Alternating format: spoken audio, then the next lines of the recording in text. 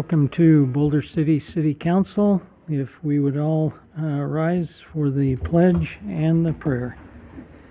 Prayer will be offered by Cynthia Olson from the Church of Jesus Christ of Latter-day Saints.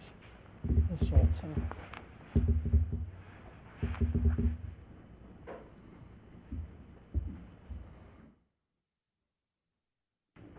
Dear God, we're grateful for this opportunity we have to meet together as a city, as a community. We're grateful for our leadership, and we ask that that would bless them as they function in their capacities, that they would have health and strength, and that they would also make good decisions on behalf of our community. We're grateful for this nation, for the liberties that we have, for the blessings we have to mingle with one another in this community. We pray that our community would be strengthened, that we can be kind to one another, and that we can support one another. We are indeed grateful for our armed forces and pray for them and their safety, that thou would watch over them. We pray for guidance and kindness in our hearts and charity for our neighbors. And we love thee, and we say these things in the name of Jesus Christ. Amen. Amen. Thank you. Join us in the Pledge of Allegiance. I pledge allegiance to the flag of the United States of America and to the republic for which it stands, one nation, under God, indivisible, with liberty and justice for all.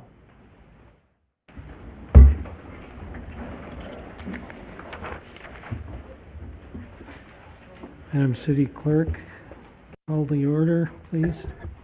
Thank you, Mayor. The agenda was posted in accordance with Nevada open meeting law, and all members of council are present. Thank you. We will have the initial public comment is reserved for items that are on the agenda. And so anyone who would like to come forward and participate. Mayor, we have Yes. an announcement before public comments, Love please. announcements. So You have the announcement. So we have shared the announcement with a very esteemed member of our city council who has the opportunity to read the announcement. And I think we have some people here who have an investment in this particular announcement. Maybe they could come up afterwards and say something. Okay, I have a proclamation from the Office of the Mayor. Whereas Public Works professionals focus on infrastructure, facilities, and services that are vital and vitally important to sustainable and resilient communities and to the public health, high quality of life, and well-being of the people of Boulder City, Nevada. And whereas these infrastructures, facilities, and services could not be provided without the dedicated efforts of public works professionals who are engineers, managers, and employees at all levels of government and the private sector who are responsible for rebuilding, improving, and protecting our nation's transportation, water supply, water treatment and solid waste systems, public buildings, and other structures and facilities essential for our citizens. And whereas it is the public interest for the citizens, civic leaders, and children in Boulder City to gain knowledge of and maintain an ongoing interest and understanding of the importance of public works and public works programs in their respective communities. And whereas the year 2024 marks the 64th annual National Public Works Week sponsored by the American Public Works Association / Canadian Public Works Association, be it now and now therefore I, Joe Hardy, Mayor of Boulder City, hereby proclaim the week of May 19th through the 25th, 2024 as National Public Works Week. I urge all citizens to join with representatives of the American Public Works Association and government agencies in activities, events, and ceremonies designed to pay tribute to our public works professionals, engineers, managers, and employees, to recognize the substantial contributions they make to protecting our national health, safety, and advancing quality of life for all. Hereby witnessed this day by Joe Hardy. Thank you. All right. Hello. Thank you, Mayor and Council. I'm Gary Poindexter, your Public Works Director. Just like to add to that for a quick moment. The American Public Works Association serves as a vital resource for public works professionals, including advocacy to ensure the continued improvement of sustainability of infrastructure nationwide. I'm a member. Also, Shane Cunningham, our construction manager, serves as a board member. In association with APWA, I'm proud to recognize National Public Works Week. This year's theme is Advancing Quality of Life for All, illustrating how public works enhances quality of life in the communities like Boulder City. Thank you. Thank you. Would Shane like to say something on his behalf too? So again, thank you. Representing APWA, when I'm here, we just appreciate everybody's, support, for all the American Public Works projects that we do. APWA is a nonprofit board, nonprofit group across the entire country. And the goal of it is, again, to bring all the different agencies together, collaborate and do what we can to advance public works as a whole. So just thank you again for putting the proclamation together for American Public Works Week next week. And thank you for supporting APWA. So Thank you. Thank you both. Thank you. Appreciate it. Along the same line with announcements, some of you may have come into town from Henderson and you probably saw a sign. The Eagle has landed. So on Thursday, May 23rd, 9 a.m., we will have the ribbon cutting, as it were, and the celebration of the welcome sign that our local artist, Lynn Jordan, has done, and with the help of many people, including Public Works people, have put up right there at the entrance of our city. There will be parking set aside along the right-hand lane as you're driving towards the Veterans Memorial Drive. So there will be parking. The event center will be there at 9 a.m., and we appreciate all those people. For instance, the Eagle Iron Company, the Reliable Grain Service, the Iron Cross Welding, the Yesco, the Urban Jungle. There were a lot of people that came together with this, and we appreciate their efforts. And for those of you that are going to be there, our Mayor Pro Tem will be conducting that sign dedication. So thank you all, and this is a great entrance to our city. We appreciate everybody who's had a part in that. Any other announcements?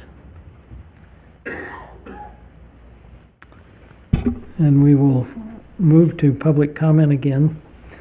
The initial public comment is regarding anything that is on the agenda for tonight. So all those who would like to come forward and identify yourself and speak to what's near and dear to your heart, you're welcome to do so. And do we have any written public comments? No written comments for the first public comment portion. And if you do have public comment, then you can call 702-589-9629. Go ahead, sir. Hello, my name is Tom Tyler. I've lived here since '91. I would like to remind the council that we're less than 15,000 people and our population is shrinking. And before us right now are all these leasing agreements. And in reality, assets we spend now are going to be worth more later on, just like the value of things are. And I would like you to consider the fact that maybe we should hold off on some of these leasing agreements until more study, and maybe we can make a lot more money off our assets. I also, if we relied on our budget more and not relied on that solar money so that we can spend money on labor and stuff, I think that we could live with it in a nice budget and get everything that we need and not lease all our assets immediately. Like, we already have solar fields everywhere. I mean, the battery is a concern to me too because of safety, how much power it sucks up, etc. Has all that been researched? Anyway, that's my comment. Thank you, Mr. Taylor. Anyone else here or on the phone line? Seeing none, Madam City. Come forward, please.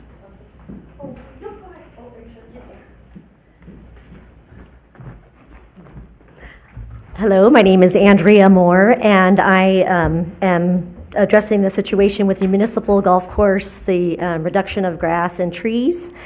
And so I was unable to have my neighbors join me, so I'm representing. Ms. Moore, this part of the public comment portion is related to matters that are actually on the agenda. Oh, I thought this was on the agenda. It's not. It's not. It's not. But you can speak in the second public comment portion. Okay, perfect. Thank you. I apologize. Thank you.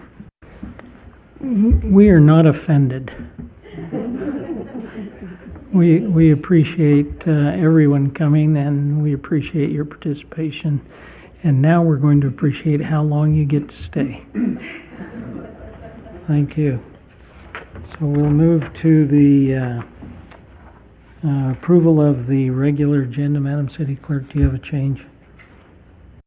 Yes, thank you, Mayor and Council. Staff is requesting that item number 12 be moved up for consideration before item number 9 on the regular agenda. And then I would accept a motion to approve the regular agenda as so suggested. Move to approve as suggested. Is there a I'll second. Moved and seconded. Any discussion? If not, all those in favor say aye. Aye. Unanimous, thank you. We will now move to the approval of the consent agenda. Do I have an motion? I move to approve the consent agenda. Second. Moved and seconded. Any discussion? All those in favor say aye. Aye. Aye. Any opposed? Thank you. Consent agenda has been approved. We will now move to the regular agenda. Number 3, presentation. And there is somebody here who's going to make a presentation. If you can identify yourselves and go for your presentation. My name is Isa Sent, and I am with the Employee MV Business Hub with Dieter. And this is Erica Brown, and she is also with Employee MV Business Hub with Voc Rehab. We're here to let you know about the resources that are out there available to employers. So Employee MV Business Hub can help employers with their recruitment needs. They can host hiring events at any of our locations. They can use Employee MV to post jobs, search for candidates, LMI reports where they can look up wages and kind of compare and see where they're off a little, where they can make some changes.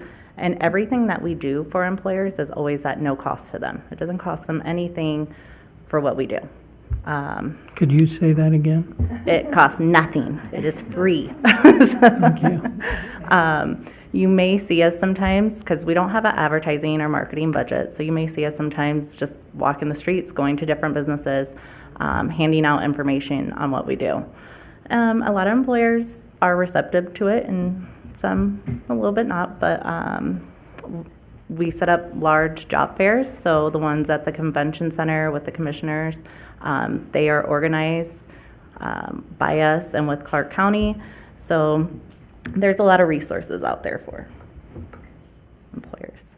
These are the different locations for hiring events.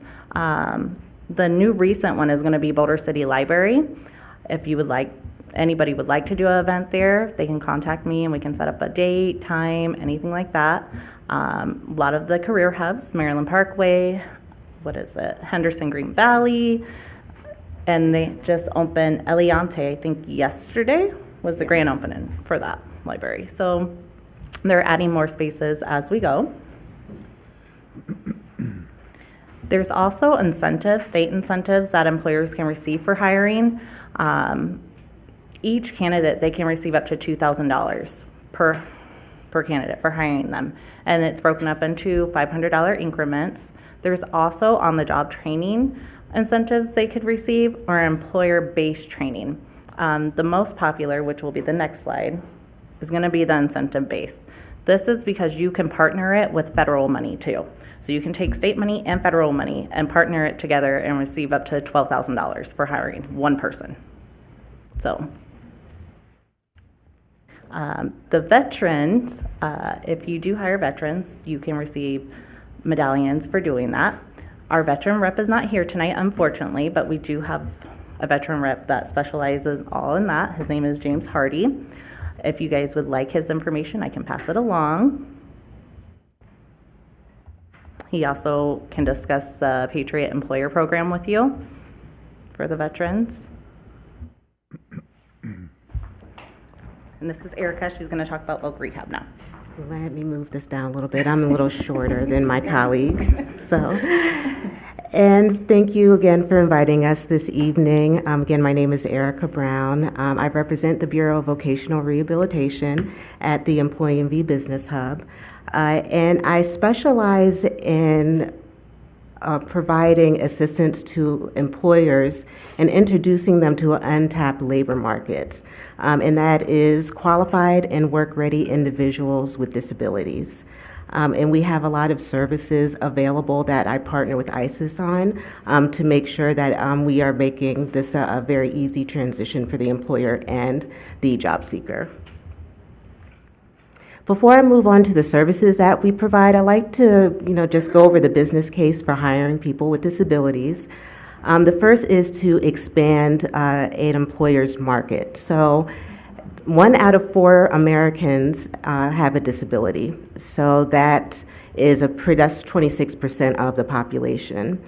So those individuals and their families and friends are consumers, and they appreciate businesses that reflect their community. So they tend to continue to patronize and spread the word about that business's disability inclusive policy and hiring staff that reflects the community. Next is increase your talent pool. A lot of employers, of course, are having trouble right now because it's still kind of a labor's market in finding qualified and reliable employees. People with disabilities have overcome a lot of adversity, and they tend to be full of different skill sets and experience that can add a lot of value to an employer's business. Next is gain a competitive edge. Again, individuals with disabilities have a perspective and have skills and adaptability that are can contribute and bring new demographics to their business. So again, they can provide a very valuable role in any business. Qualify for financial incentives. As Isis just mentioned, Silver State Works is one of the state hiring incentives that are available for employers that hire 6 targeted populations. One of those populations are people with disabilities. There are also federal tax incentives available that I'll mention in the next slide. And lastly, reduce turnover. Studies show that people with disabilities have the highest retention rates of most talent pools. So when an individual with a disability is given an opportunity and an employer invests in their talent and skills, they tend to stay a longer period of time. So there are 3 main services that we provide at the Employee MV Business Hub for employers who hire people with disabilities.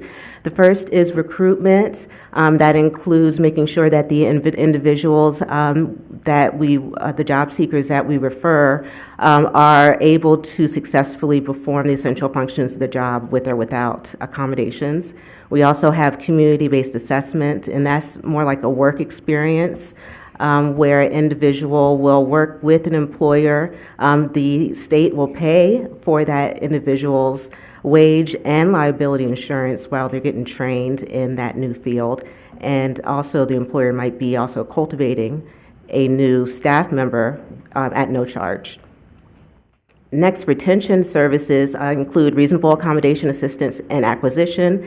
And reasonable accommodation is just any device or modification that allows a person with a disability to perform their job to their greatest potential. And we would pay for that, reasonable accommodation, as well as help the employer decide what would be best for an individual based on their needs and the barriers they would need to have removed. Next is worksite assessment, and that goes with the reasonable accommodation. We have at vocational rehabilitation a assistive technologist named Chris Jarvis, and he'll actually go and do a assessment at the worksite to determine what reasonable accommodation or assistive technology would be best for an individual, again, based on the barriers that they are experiencing.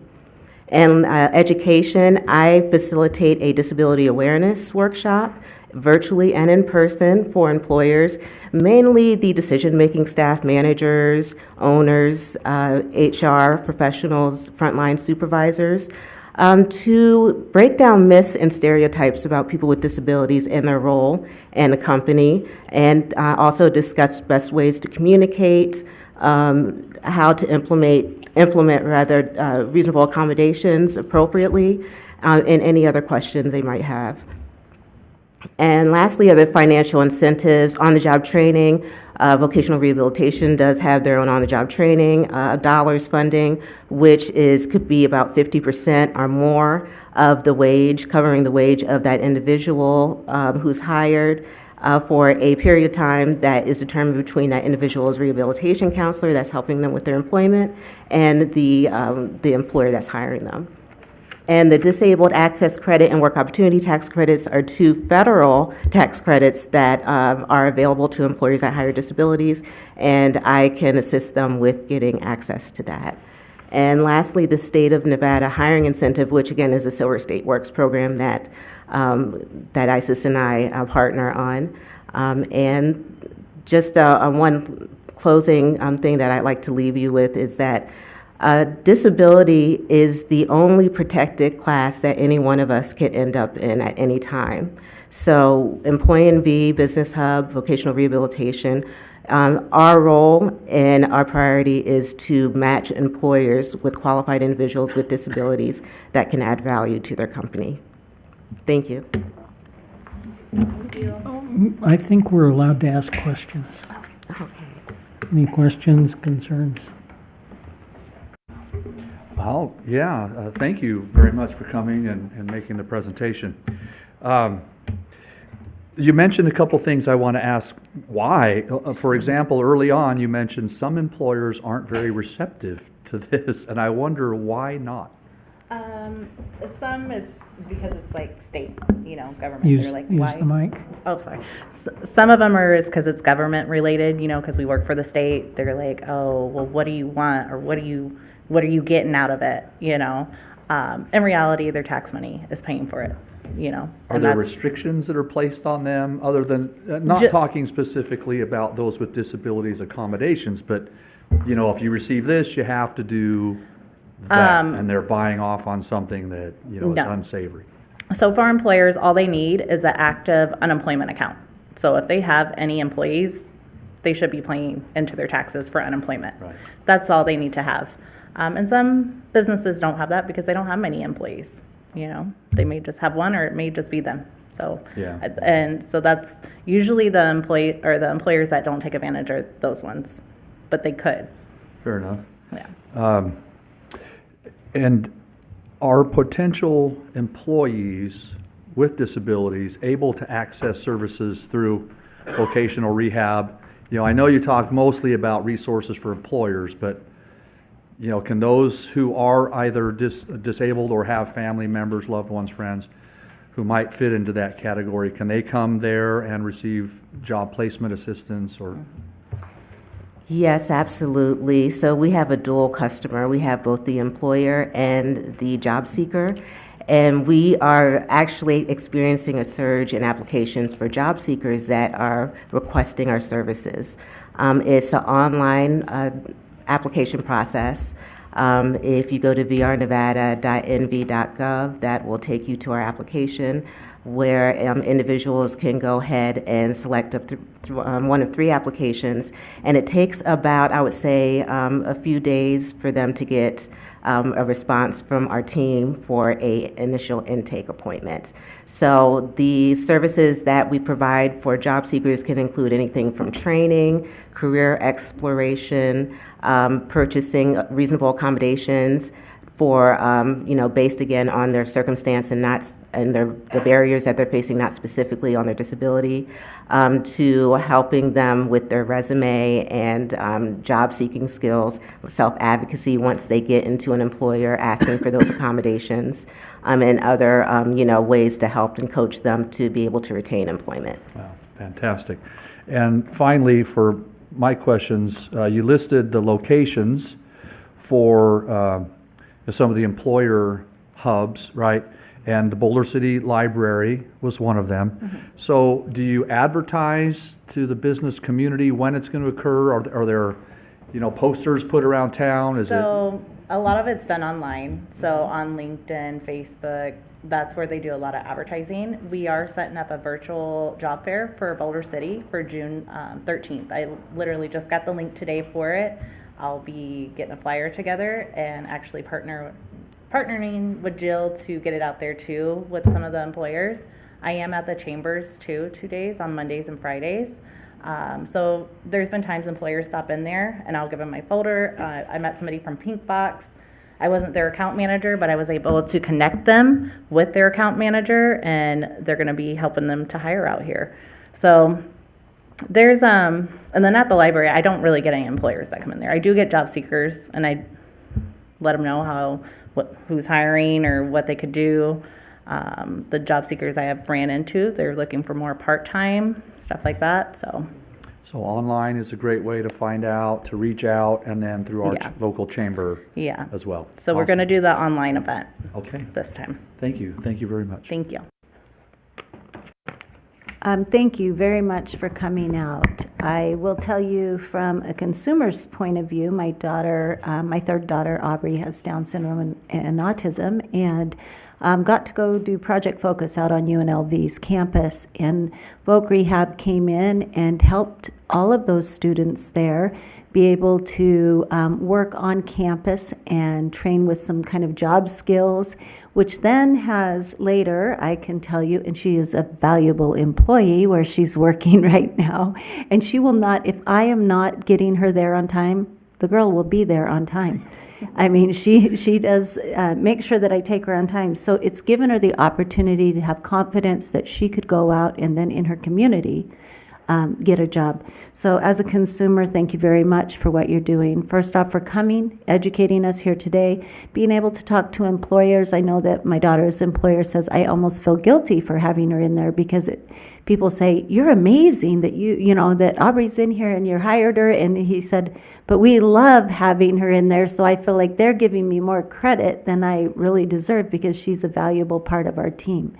So I absolutely think that there's a market on both sides, and being able to get those two linked up, just like you said, with the job fair.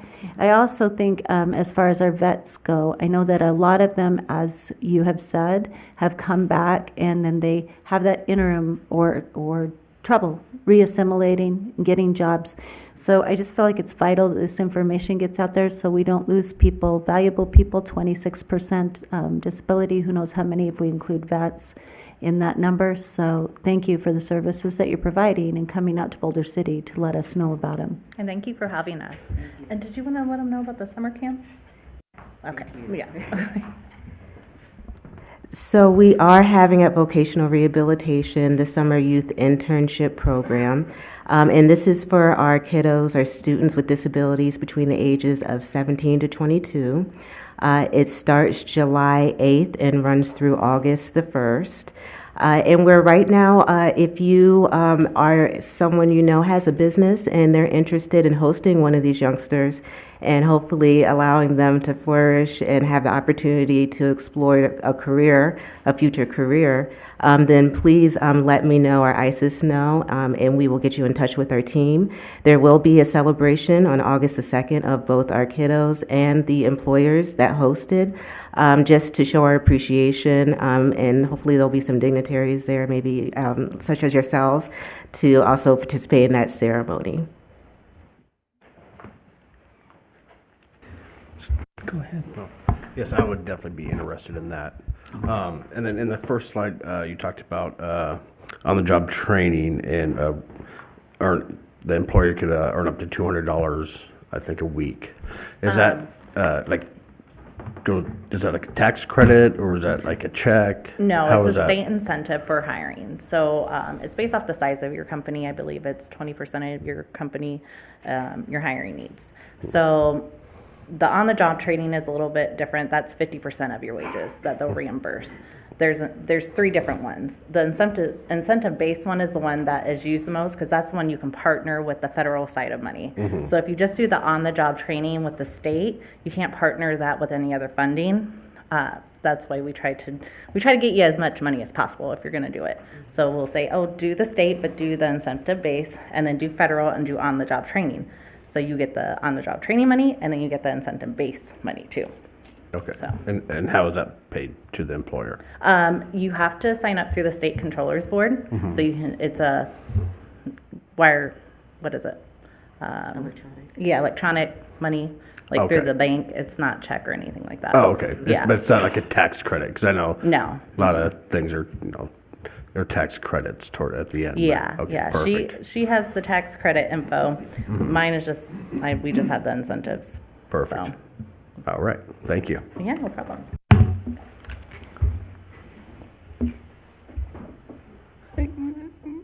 You know, I'm not going to say it sounds too good to be true. So, can you give me five, or the top five or the top 10 disabilities that qualify, or the jobs that they might be trained to do? So a lot of people would be surprised that diabetes under the Americans with Disabilities Act is covered as a disability. So a disability is any condition that affects two or more daily life activities. So there's physical disabilities, there's psychiatric disabilities, intellectual and developmental disabilities. We have at vocational rehabilitation variety of folks who have quadriplegia, individuals that are deaf or hard of hearing, individuals with autism who go through, who are being treated for anxiety or depression, traumatic brain injury, post-traumatic stress disorder with some of our veterans. So even substance abuse disorder is also covered under the Americans with Disabilities. So we have individuals who are going through recovery for substance abuse in our program. And as far as occupations, we don't limit folks based on their disability and what they can do as far as occupation. It's based on determination and removing barriers and having opportunities, employers allowing them to be able to shine in a role in their company. So we have individuals who are computer graphic design artists and warehouse associates. So it's a variety of different industries and occupations. Thank you. Appreciate the hope that you're giving on both sides. Thank you. Any other comments? Thank you very much for coming out. Thank you for having us. Thank you. Thank you. Thank you. So we will move down to our bills. We need bill introductions. And Madam City Clerk, can we do the bill introductions, bill number 231 through 252, is it? All at once? 2052. 2052, so we could have a joint introduction of 2031 through 2052 all at once if I had a motion to do so. Mr. Mayor, I'll make a motion that I will introduce bills 2031 through 2052 and waive the reading except for title. Thank you, Madam City Clerk.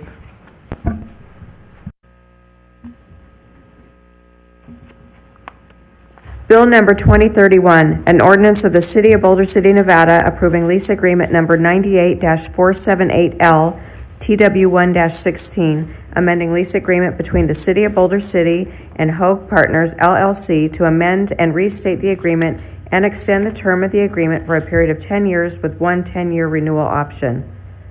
Bill number 2032, an ordinance of the City of Boulder City, Nevada, approving lease agreement number 98-4781, TW1-18, amending lease agreement between the City of Boulder City and Quail Run Properties, LP, to amend and restate the agreement and extend the term of the agreement for a period of 10 years with one 10-year renewal option. Bill number 2033, an ordinance of the City of Boulder City, Nevada, approving lease agreement number 98-478F, TW1-20, amending lease agreement between the City of Boulder City and Sharon T. Peterson Trust to amend and restate the agreement and extend the term of the agreement for a period of 10 years with one 10-year renewal option.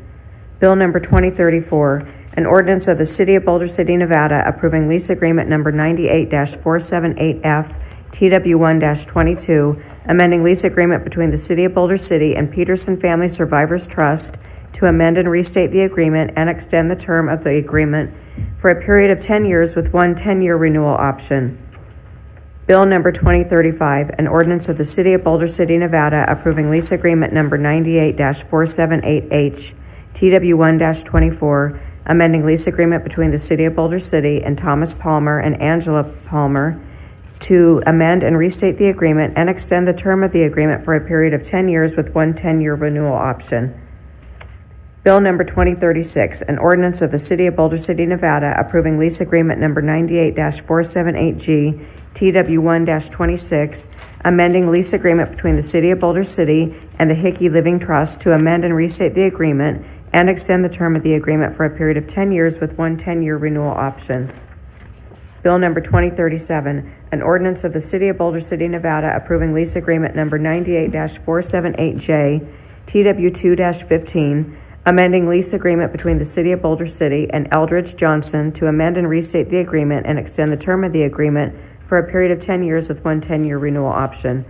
Bill number 2038, an ordinance of the City of Boulder City, Nevada, approving lease agreement number 98-478H, TW2-17, amending lease agreement between the City of Boulder City and Matt or Laura Reagan to amend and restate the agreement and extend the term of the agreement for a period of 10 years with one 10-year renewal option. Bill number 2039, an ordinance of the City of Boulder City, Nevada, approving lease agreement number 98-482E, TW2-18, amending lease agreement between the City of Boulder City and Teresa McNish to amend and restate the agreement and extend the term of the agreement for a period of 10 years with one 10-year renewal option. Bill number 2040, an ordinance of the City of Boulder City, Nevada, approving lease agreement number 98-478F, TW2-19, amending lease agreement between the City of Boulder City and Sharon T. Peterson Trust to amend and restate the agreement and extend the term of the agreement for a period of 10 years with one 10-year renewal option. Bill number 2041, an ordinance of the City of Boulder City, Nevada, approving lease agreement number 98-482D, TWT-20 and 3-19, amending lease agreement between the City of Boulder City and Richard L. and Jill M. Bessie to amend and restate the agreement and extend the term of the agreement for a period of 10 years with one 10-year renewal option. Bill number 2042, an ordinance of the City of Boulder City, Nevada, approving lease agreement number 98-478F, TW2-21, amending lease agreement between the City of Boulder City and Peterson Family Survivors Trust to amend and restate the agreement and extend the term of the agreement for a period of 10 years with one 10-year renewal option. Bill number 2043, an ordinance of the City of Boulder City, Nevada, approving lease agreement number 98-482F, TW2-22, amending lease agreement between the City of Boulder City and Jetstream Aviation, LLC, to amend and restate the agreement and extend the term of the agreement for a period of 10 years with one 10-year renewal option.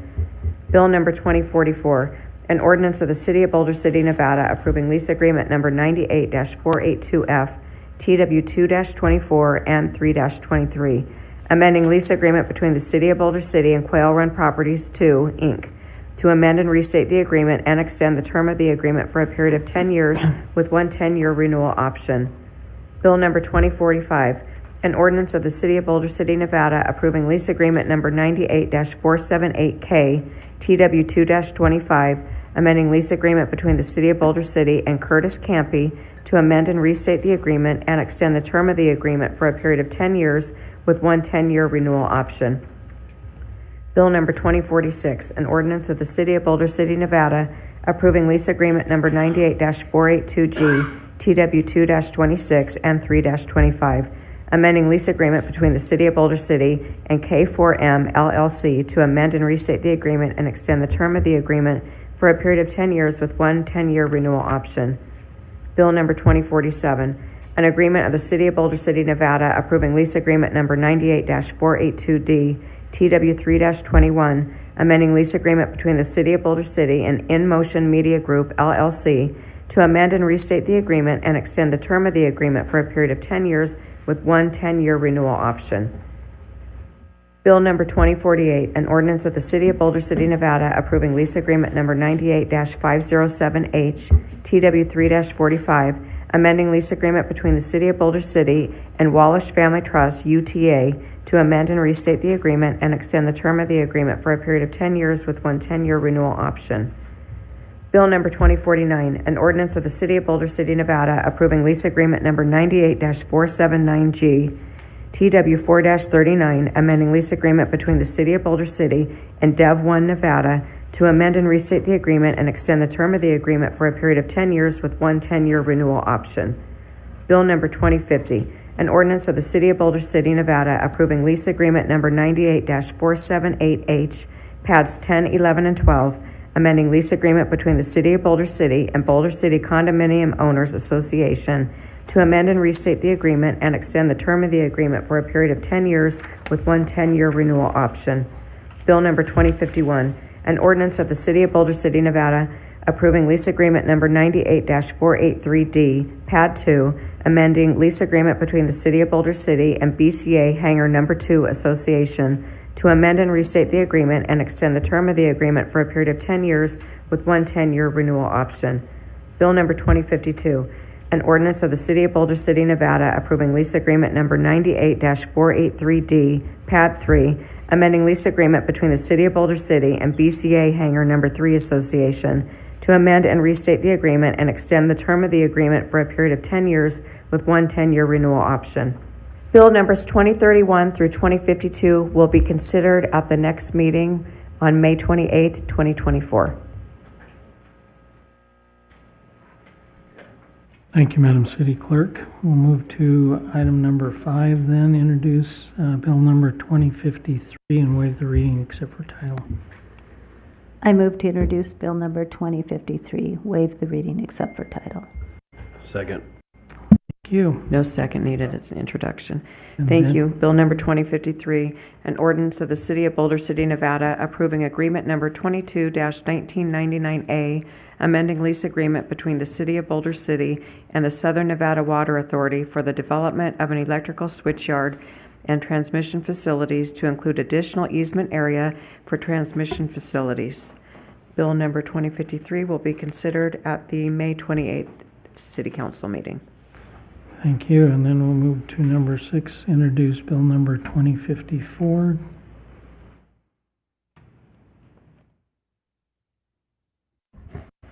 I'll introduce Bill number 2054, waive the reading except for title. Thank you. Thank you. Bill number 2054, an ordinance of the City of Boulder City, Nevada to amend the zoning map to change the zoning of approximately 0.17 acres located at 550 Avenue G, Lot 39, Block 21 of the Boulder City subdivision as per map in File 300, page 460 of the plat book, from R3 Multiple Family Residential to C1 Neighborhood Commercial, AM 24-374.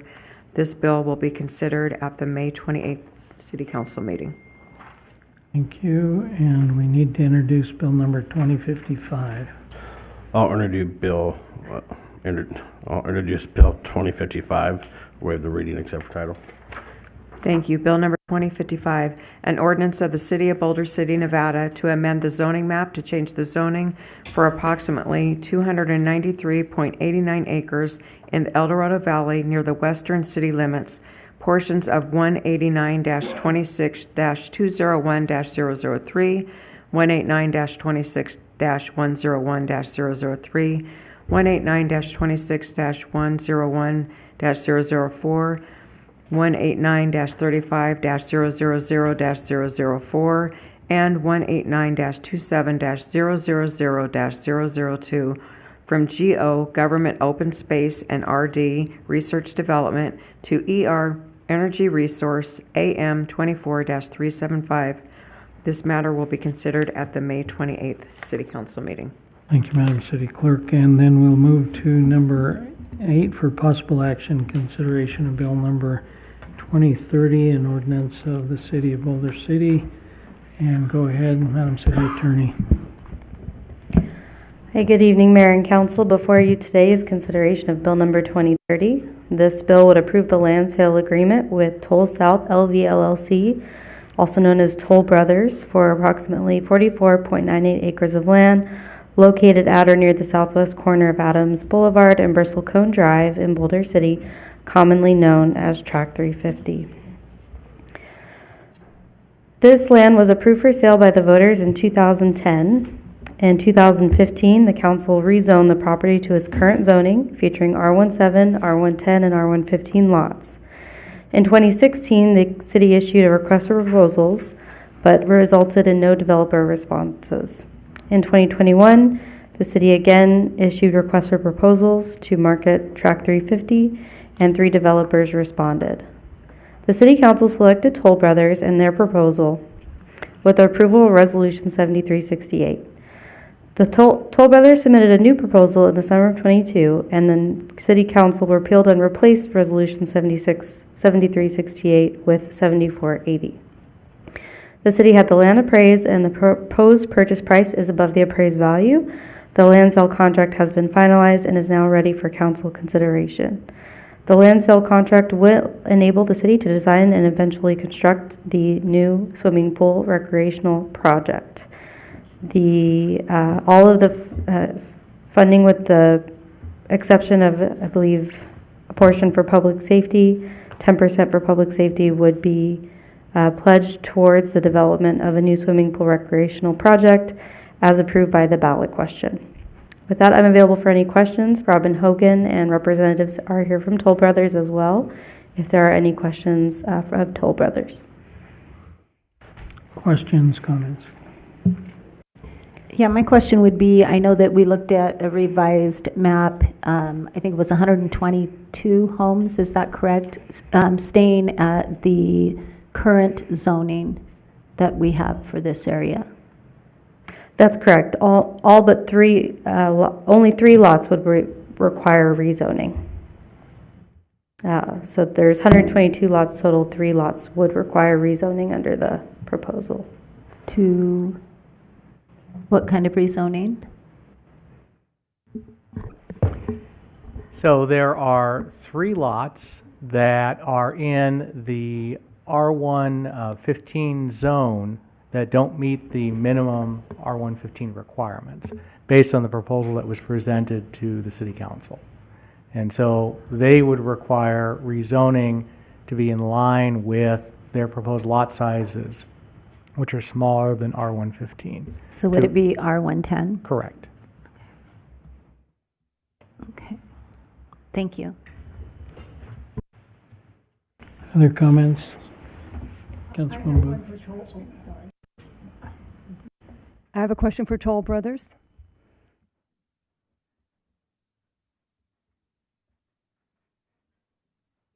Being the realtor up here, everybody wants to know when you're going to be started and when will the first house be ready.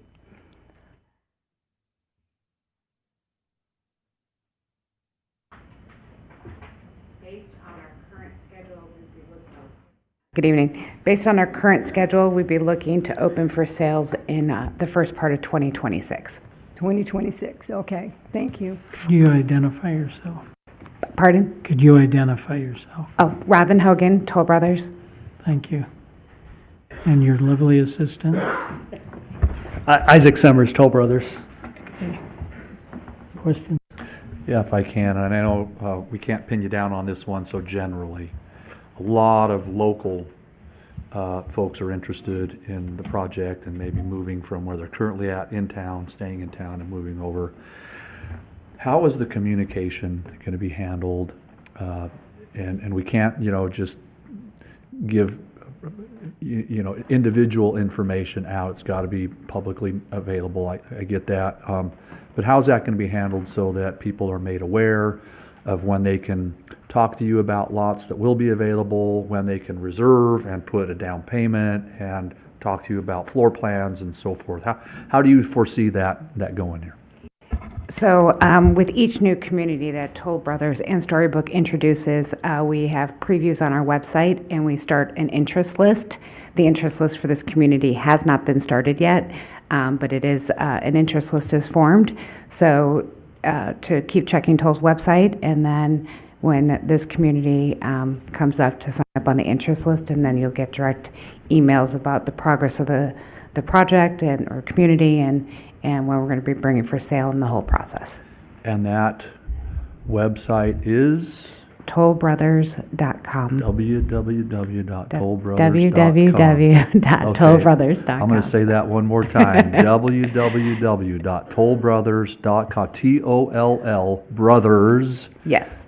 .com. Correct. And have them go right to the previews section. I mean, help our citizens navigate. Yeah, so I'm not in marketing, unfortunately, so I can't tell you exactly where to go. Okay. But we do have, as new communities are coming online, we'll start saying coming soon. So residents and prospective purchasers need to check the website regularly for this community to come up, and then it'll say, join our VIP list, and then you join the VIP list. Okay. And you provide your information, and then you'll get direct emails as a result of that. Okay. I don't know if it's, if we can do this during this conversation, but maybe requesting some regular updates in our communications with Toll so that, council's aware, maybe we can, make some public announcements along the journey. Well, the decision before council tonight is just Thank the you. Track Yeah. 350 agreement, Okay. but we'll be sure to keep both council and the community up to date on the progress of the development. Thanks. I know we said you thought that the first house may be ready or possibly signing up 2026. When do you see you breaking ground? Is that in 2026? Currently, we have site development commencing about third quarter of 2025. Okay, and you see yourself pulling allotments as soon as possible? We would like to hit the 2024 allotments, yes, so. Okay, thank you. Oh, excuse me, 2025 allotments. We're almost at end of 2024. The 2025 allotments, so between July of this year and June of next year would be our first section of allotments. Okay, and you see yourself developing out 60 initially? Yes. Okay, thank you.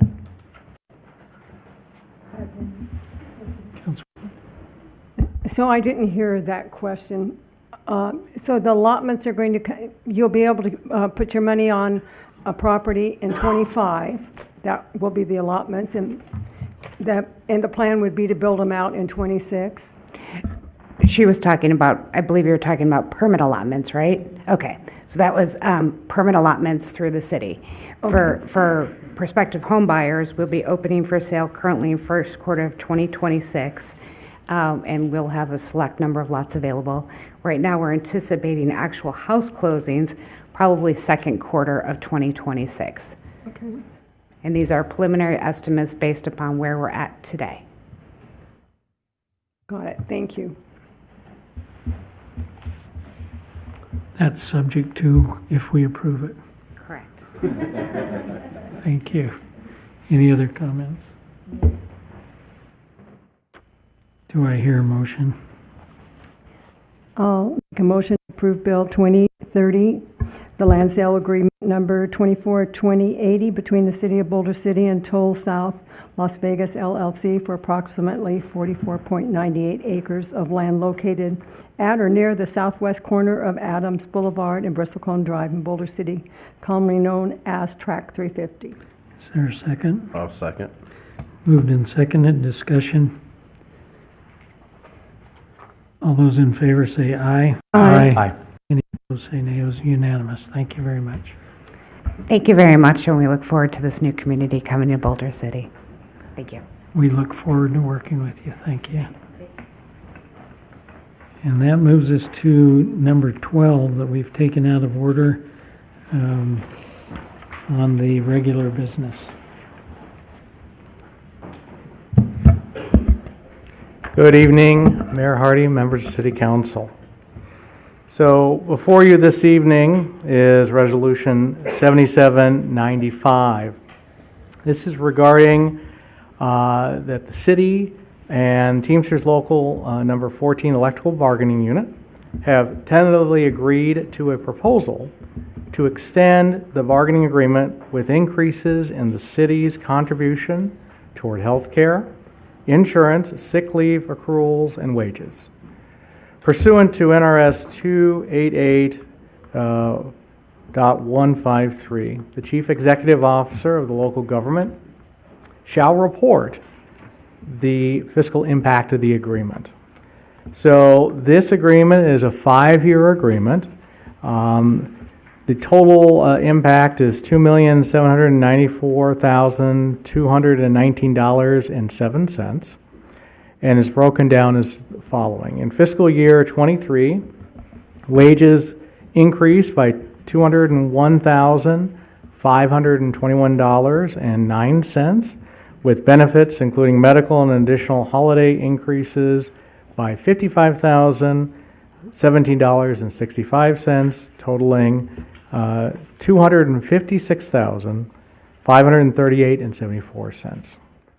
In fiscal year 24, wages increased by $419,716.35, with benefits including medical and additional holiday increases by $59,384.67, totaling $479,101.02. Moving on to fiscal year 25. Wages increased by $551,213.77, with benefits including medical and additional holiday increases by $62,947.75, totaling $614,161.52. Fiscal year 26, wages increased by $624,009.41, with benefits including medical and additional holiday increases by $64,836.19, totaling $688,845.80. And then finally, in fiscal year 27, wages increased by $688,790.91, with benefits including medical and additional holiday increase by $66,781.27, totaling $755,572.18. Staff can answer any questions, and this does require a public hearing. Any questions? One question, if I can. Remind me the number of employees that are covered under this labor agreement? 10. 10, thank you. Okay, with the vacancy, 11. Other questions? And if there are no other questions, we'll open the public hearing on this. Public hearing on Resolution 7795. Anyone who would like to make public comment on this, in this public hearing, please come forward. Anyone on the phone or written in? Question mark. Sorry. Nobody's on the phone at this time, and no public comments. If you wanted to be on the phone, you would have called 702-589-9629. If you wanted to be here and say something, this is your big chance. And I don't see anybody on the phone, nothing written either, and no one here.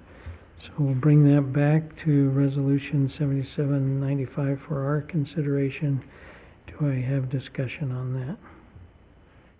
Go ahead. Hey, just some points of clarification for me, if you wouldn't mind. So the position that's vacant is? There's a lineman position that's vacant. Do you know how long that's been vacant? I don't have that information. Our utilities director, I don't know if he's here, but it was filled. The employee recently departed because it did not work out, and then it became vacant again. So it's been a few months, I believe. Okay, and I think, does this put us in competitively with the valley as far as electrical workers go? Do you know? Our rates would be similar to what NV Energy is paying their Okay. linemen. And I know often people say, but we're a small community, we don't need to be competitive. But I recognize too that we lose people all the time to Nevada Power or to different places because it is, as the person stated that came to talk about employment, a workers' market right now, and that there are many needs everywhere for especially electric. So when someone looks at this and they say, wow, why did we do this? Well, first off, so we can keep our employees who are fantastic and who have worked hard for this community and who are skilled, specifically skilled, many of them, for what they do for our utilities. Secondly, yes, we do need to be within a competitive range. They'll just leave. That's what they do. I mean, and I don't blame them.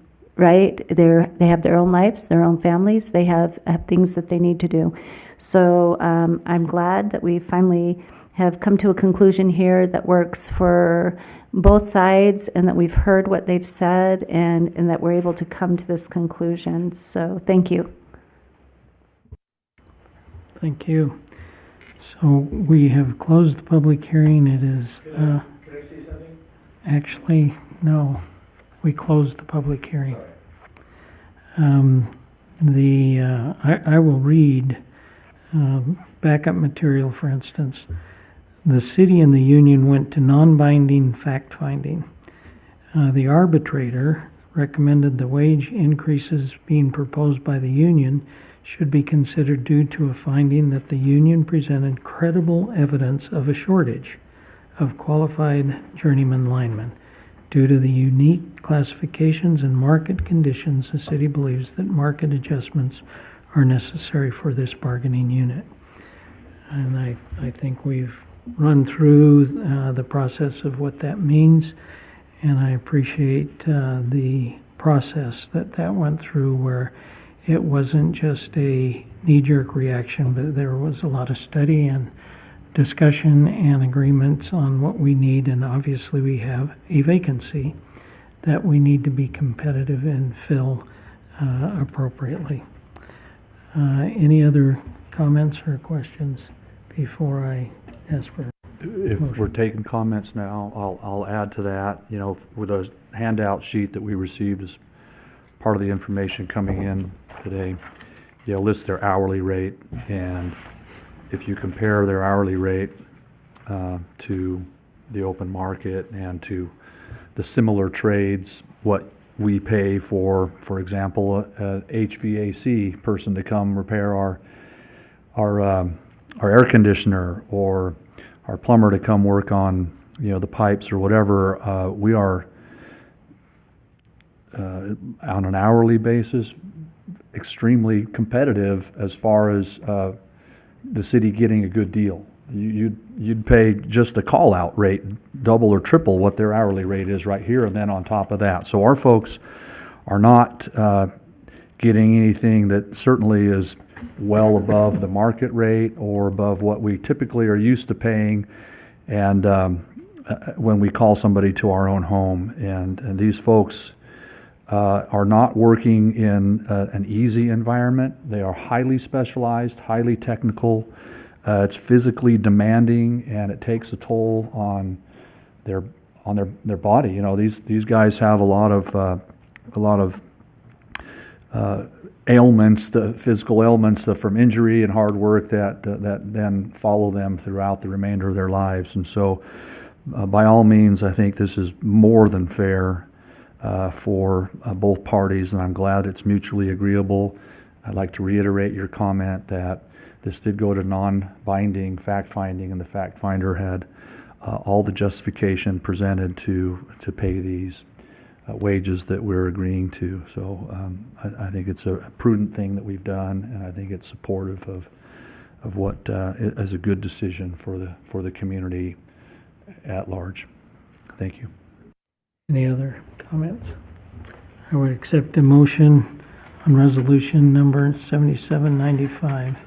I move to approve resolution number 7795. Is there a second? Second. Moved and seconded. Any discussion? All those in favor say aye. Aye. Any opposed? It was unanimous in the affirmative. Thank you. We will go back then to number 9 for possible action, resolution 7792. Mr. Festaction. Good evening, Mayor and Council. Rafi Festaction, your Economic Development Coordinator. Boulder City Sunrise Rotary has applied for a special event promotion grant for their annual Wurst Festival, which takes place Saturday, September 28th of this year. This event is the Sunrise Rotary's annual fundraising project, with the proceeds going back into the community activities. The Boulder City Sunrise Rotary is seeking $3,098 for reimbursement of eligible promotional expenses, which is highlighted in the packet. Would be happy to answer any questions that you may have. Thank you. Any questions? No, but I do have a disclosure. Okay. I'd like to disclose pursuant to NRS 281A that I am a member of the Boulder City Sunrise Rotary, that I have been advised by the city attorney that this matter would not impact the judgment of a reasonable person in my position, as I am a general member and do not serve on the board. Thank you. Others? Please, thank you. I also would like to disclose pursuant to NRS 281A that I am a member of the Boulder City Sunrise Rotary, but I have been advised by the city attorney that this matter would not impact the judgment of a reasonable person in my judgment, as I am a general member and do not serve on the board. Thank you. Thank you. And Mayor Hardy. go ahead. I would like to disclose pursuant to NRS 281A that I am the president of Boulder City Sunrise Rotary, and therefore I've been advised by the city attorney that I should abstain on this matter, as this role would likely impact the judgment of a reasonable person in my position for this item. So does that mean you can't vote on this? Thank you. Any other discussion? I would accept a motion on resolution 7792. Move to approve resolution 7792. Is there a second? Second. Seconded. Discussion, please, if any. All those in favor say aye. Aye. Any opposed say nay. It is affirmative in the positive. Thank you. And we'll move to number 10 on our agenda, matters pertaining to the 2024 land management process. And this is a public hearing. Go ahead. So as we have brought before the council before, consideration of additions to the land management process is the opportunity for the public to provide input early on in the city's consideration of the potential lease and or sale of city-owned property. You have before you 2 items this evening that have been before the city council before, and you had recommended that they would advance on to the planning commission. I wanted to just kind of highlight first the list of the existing parcels that are on the land management process list and total acreage, and then moving to the specific items for consideration this night. First is what we're referring to as LMP 2402. This is 0.02 acres at Bravo Wayland Field. The proposed use to be added to the land management process list is utility uses. The second one is referred to as LMP 2403, also 0.02 acres, and this is located at Veterans Memorial Park. Also to be added to the land management process list for utility uses. For the city council to add these parcels to the list doesn't mean that the city will move forward necessarily with lease and or sale, but it makes it available for that opportunity. And certainly any other requirements that may be related to zoning, that entitlement process would also be necessary. So with that, I can answer any questions on these two proposed additions. Any questions? So if these were going to be used for cell towers, they would be pretty. As a utility use, that would be correct. Right. Thank you. Any questions, concerns? I would accept a motion on resolution number. Mayor Hardy. Oh, We need a- I need to close the public hearing. Well, I need open to it. open. Open it. Man, I'm trying. I will open the public hearing, and if someone has something about this particular thing, they're welcome to come forward and speak on that right now, or call in 702-589-9629. And there's probably nothing written, Madam City Clerk. No one on the phone. And we'll wait a little bit. But if there's somebody who is here who wants to say something about potential uses or that may affect what we do. 702-589-9629. Seeing no one here and no one on the phone, we'll close the public hearing and open this for discussion on, from the City Council on Resolution 7793. Any comments? If there are no comments, I'll move to approve Resolution 7793. Hearing no other comments, is there a second? I'll second. Moved and seconded, any discussion? All those in favor say aye. Aye. Any opposed say nay. It's unanimous. Thank you. And we'll move to number 11. Madam City Attorney. Good evening again, Mayor and Council. Item 11 is Resolution 7794. This would authorize myself to the City Attorney to join in the brief of amici curiae in support of appellant City of Las Vegas in Nevada Supreme Court Case 84345 and 84640. The City of Las Vegas has been embroiled in litigation regarding municipal land use decisions. A 8th Judicial District Court judge recently found against the City of Las Vegas in an inverse condemnation, also known as a takings case, and the City of Las Vegas then appealed to the Nevada Supreme Court. The Nevada Supreme Court recently ruled against the City of Las Vegas in a decision that could have far-reaching consequences for land use decisions for all municipalities in Nevada.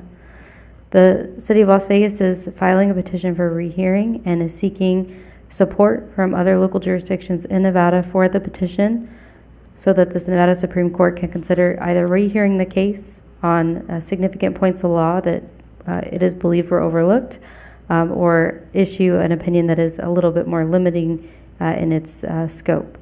It was recommended that the city authorizes the city attorney and myself to sign on to the brief. This does not cost the city any money. This would just simply express Boulder City's support for the City of Las Vegas's petition. Questions for the city attorney? I would accept a motion. I move to pass Resolution 7794. Second. I'll second that. Moved and seconded, discussion. Seeing none, all those in favor say aye. Aye. Any opposed say nay. It's unanimous. Thank you. We will go to item 13 because we already did 12. And this is Resolution 7796 regarding agreement between the City of Boulder City and Roca Seca. Did I say that right? Yes, very good. Yes, Resolution 7796 before you this evening would approve Agreement 24-2084 between the City of Boulder City and Rockasecca BESS LLC, allowing for the development of a battery energy storage system on a portion of property designated as BLM Land Management 368 Energy Corridor, for which the BLM has issued a right-of-way grant for use of this premises. The city is authorized to agree to the use of municipal lands in the El Dorado Valley for public purposes pursuant to NRS Chapters 268, 277, as well as the El Dorado Valley Act of 1958. This renewable energy developer desires to develop this battery energy storage system project within the BLM Energy Corridor. And this agreement would in essence consent to the project while providing protection to the land similar to a lease agreement.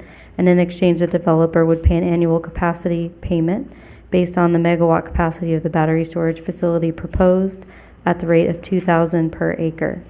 The developer has proposed a 400 megawatt capacity facility, so this would, if developed as proposed, would generate $800,000 annual revenue once the facility is commercially operational. The representatives of Rockasecca are here if there are any questions for them. Otherwise, I'm available as well. All right. Any questions? I think we need a clarification there, Ms. City Attorney. 2,000 per, Megawatt. thank you. You said acre. Oh, Sorry. I apologize. 2,000 Which is why per- we have the printout here that Yep, you and I provided. was reading the uncorrected version. Right, thank you. Sorry to Thank call you out on that. No, very important distinction. Any questions? We probably ought to have somebody come up and say something.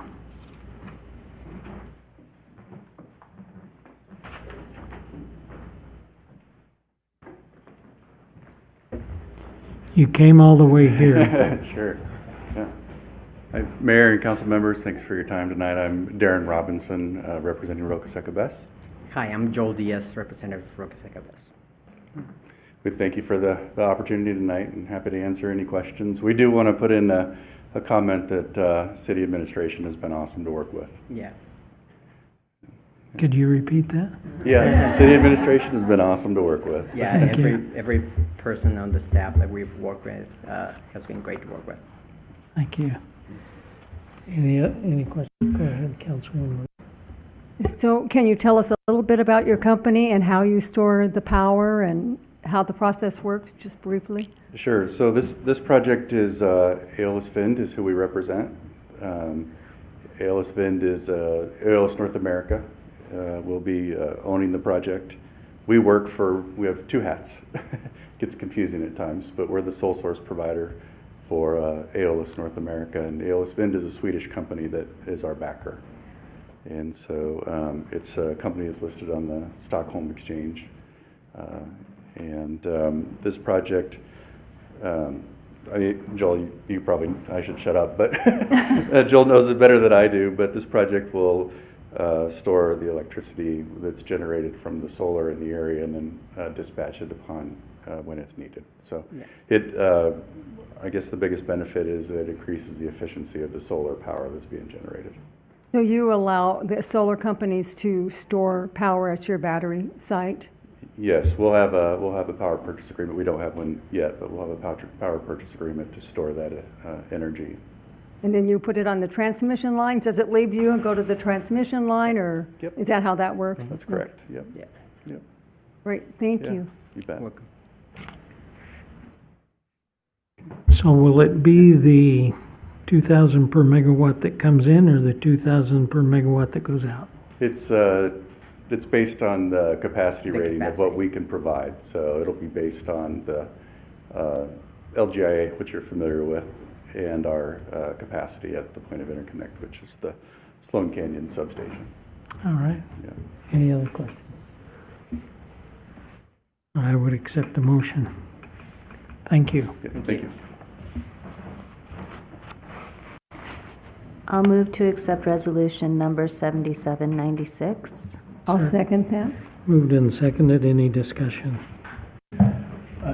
Just that, these types of facilities are to round out the renewable energy distribution are really essential. It's nice to see that the technology has come around to the point where it's viable for the communities, for the locations where they're at, and for those who are receiving the power, that now it's becoming available 24 hours a day, as well as during inclement weather.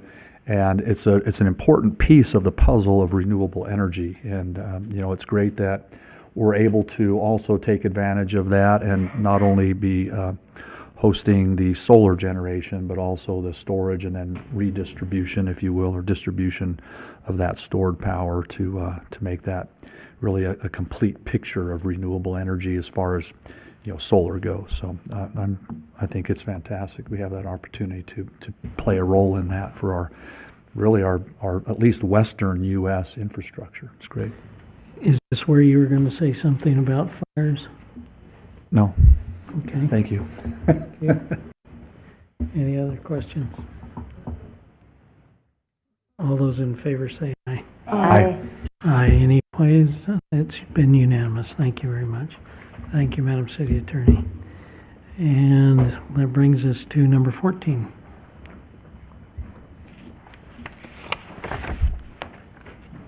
Prior to our former city manager, Taylor Tedder's departure, he reached out to several recruiting firms to identify their interest in submitting proposals to the city to find his replacement. And so we have compiled, as part of item 14, the responses to that inquiry. You have in your packet proposals from 5 firms, 4 of which are detailed proposals, and the 5th is kind of a flyer of general services. The firms are offering to do the recruitment process for the city manager in a 3 to 4 month time frame, and their fees range from $35,000 to $28,000. In your material, they provide examples of their methodology, examples of recruitment brochures, and the staff that would be involved in the process. And so tonight, staff is looking for direction from the City Council. You could select one of these firms, and then staff will move forward to enter into a contract with that firm, then bring that firm back to you to engage with the City Council on the council's approach with that recruitment process. Or if you want to have a presentation by a couple of the firms, you could identify a couple and we could bring them back for a future City Council meeting. And obviously, we try to bring them back as soon as possible for you to hear their presentations, ask questions, and then select a firm to proceed with. And then with that, I can answer any questions. Questions? I have one. Go ahead. Mr. Mays, were you able to find out if Ratellis has a testing service like the other company did? We were talking about that. I thought you were going to call and find out. Not since our conversation. I haven't been able to confirm that. Okay. I think one of the things that, why we're having a discussion, I'd like to see us bring a couple in and actually interview the 2 firms so we could see exactly what they have to say and what they have to offer instead of just trying to pick one here, because I'm sure that there's probably that possibility that they would do the testing like the other company would, but it's just not in their literature. So I actually saw 2 that I really liked, and I'd really like to talk to 2 of them. I don't know if that opens any conversation up with anybody else, but that's what I would like to see, and maybe get them here in 2 weeks if that was possible, and have them make a presentation to us of why they're the best and why we should go with them. Is that something we can put on for 2 weeks from now? Comments? Provided they're available to come here in person, but I'm sure they could at least be available by Zoom. Mm-hmm. Other comments? I can support that. I would like to weigh in then on at least one of them, if that's the way we're going to ultimately go. Having read through the variety of proposals, The Developmental Associates company, to me, is the most favorable. And having read through their methodology, the recruitment process, what they would present to us, and the means of being able then to interact with the candidates are all positive. And I'd like to point out on their last page of their information that 96.4% of the over 300 executives they have placed have either stayed in their position for a minimum of 5 years or have been promoted to a higher level position within the organization that they were at. So I think that's great. For tenure, you know, we oftentimes are considered a stepping stone to the next level. But I'm sure a lot of communities can be classified as that. But with over 300 executives placed and that high of a percentage remaining for that long is a strong statement for their recruitment ability to find the right fit. And I think that's important for us. And so I'm favorable towards hearing more from developmental associates if that's the way we go, or if we want to choose one tonight, that would be my vote, but that's my 2 cents, Mr. Mayor. Thanks. Could I say something else, Mayor? And with developmental associates, they also guarantee that that person will stay with us for 2 years or we get our money back. So we get a little bit of guarantee. Isn't that correct? In the proposal, they said that if that person leaves within 2 years, they will do the recruitment process again for free. For free, okay. So we wouldn't have to pay again if somebody decided to leave in 2 years. So that does have, this company does have a lot of perks. That's why I said I'd really like to see a presentation to see if it sounds good on paper and are they just as good when they come to speak to us in person, so. Comments? But that's kind of my favorite too also. Yeah, they're my top choice as well, but I'd also be willing to see a presentation by the rest, if that's how we all feel. I've got 3 people who want to hear from them. Yeah. Let's put them in the mix, and do we want another group to come? Well, I think Retellus is also another good company. And like I said, they probably offer some things that's not in their literature that maybe this other company does, and we could ask them those questions. And I always think this is really important what we're doing, and to have that, I'm more of a hands-on person, so I want to see that person and talk to them. So I would like to probably see those 2 myself to come up and speak to us. I think those are the 2 top contenders in this packet, but I don't know how anybody else feels. That would also be my top 2, so thank you. Mine too, so that's 3 and 3. I think that, if I could count, that would be probably pretty close to, so I would accept a motion. I'll try and summarize, Mr. Mayor, via a motion that we direct staff to reach out to Raftellus and Developmental Associates, seeing if we can get them to come give an in-person presentation ASAP as potentially agendized properly. Is there a second? I second. Moved and seconded, discussion. All those in favor say aye. Aye. Any opposed say nay. It's unanimous. Thank you. You have direction. Thank you for the feedback. Thank you. And that brings us to public comment on anything. Anybody can come up, especially if people are waving their hand. Except for her.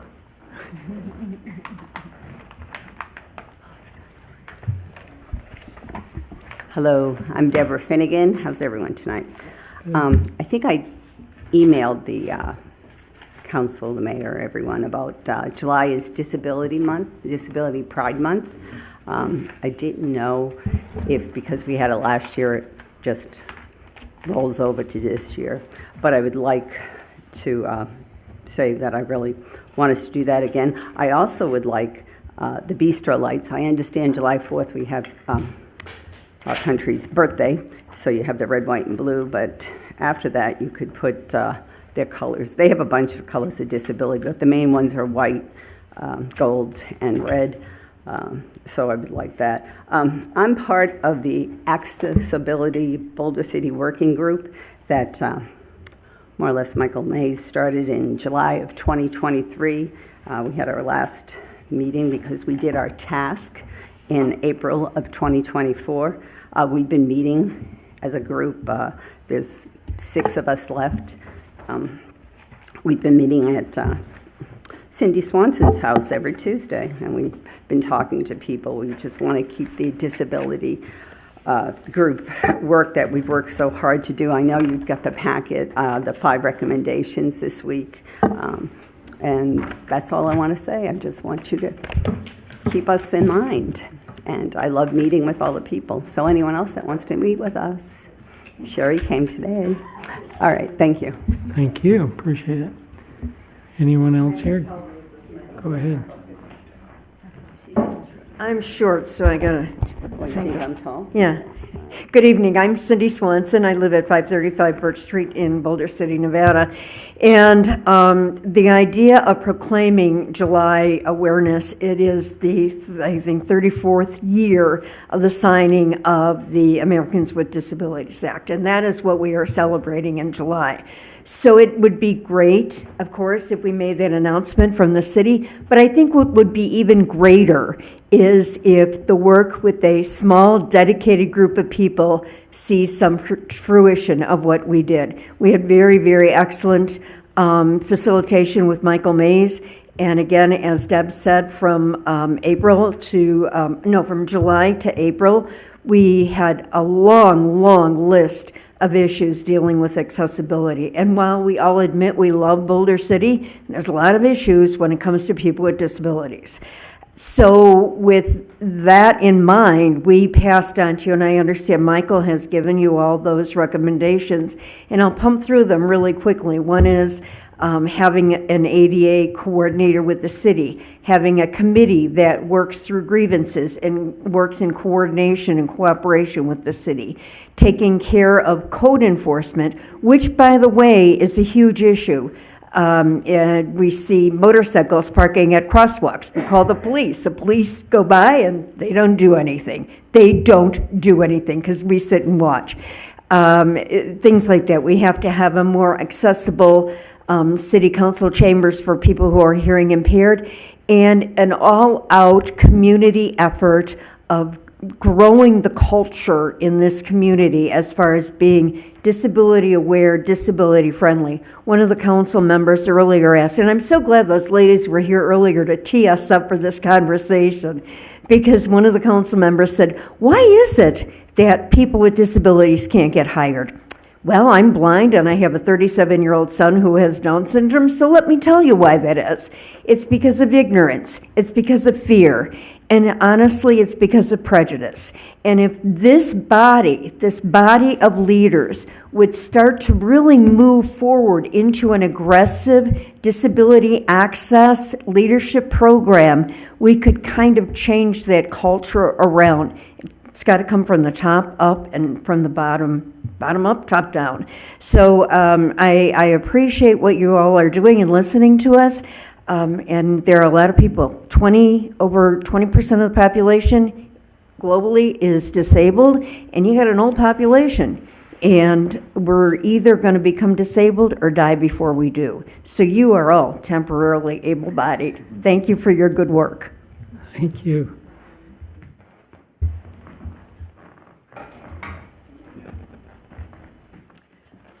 Pam Triolo.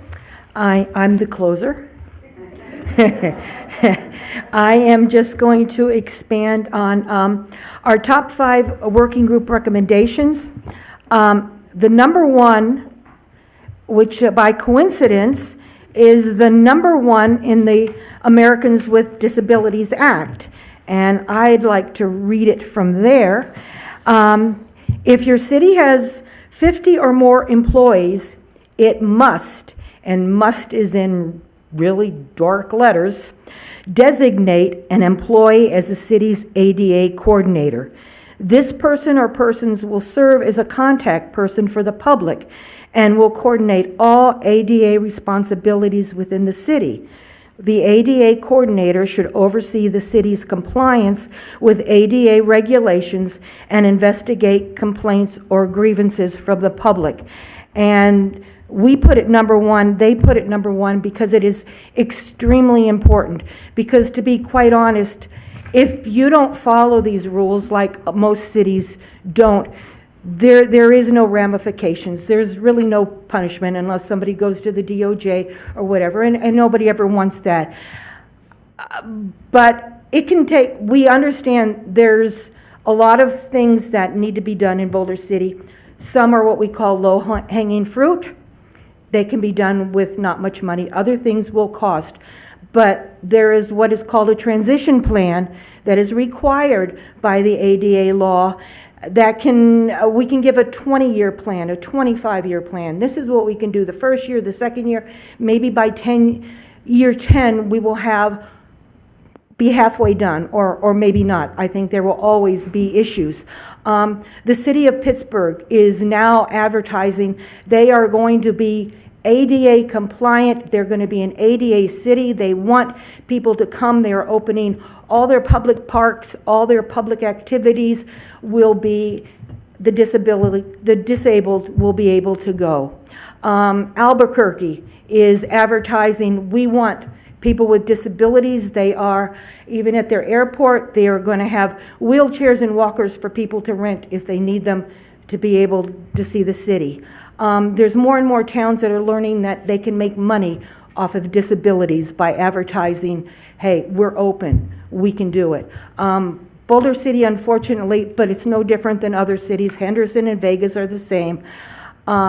It can be hard to go around. My husband needs to use a wheelchair or a walker, and it can be very difficult. My issue is we all have different issues on this board, and mine is handicap parking, because in order for him to get into the car, the door has to be all the way open. So we need handicap parking places. We're definitely not ADA compliant in handicap. We have whole shopping areas that have no handicap parking whatsoever. So I think an ADA coordinator would be something that could work with a group like us, and we could give them our expertise, and they would have even more expertise, and maybe we can get something done in this town, and maybe we can be a town for ADA disability. Thank you very much for listening. Thank you.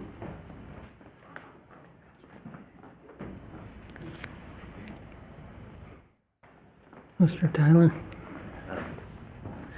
Tom Tyler.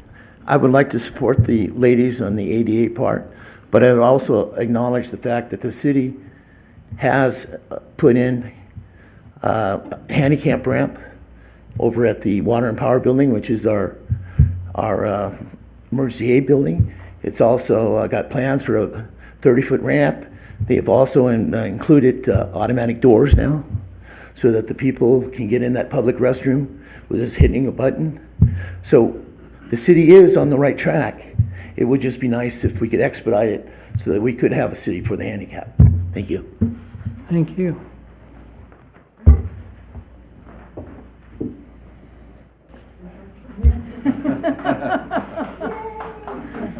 I apologize again. I think a few of us were misinformed that we thought we were on the agenda, and we're not. But I'm going to take this opportunity, since we've stayed to do this.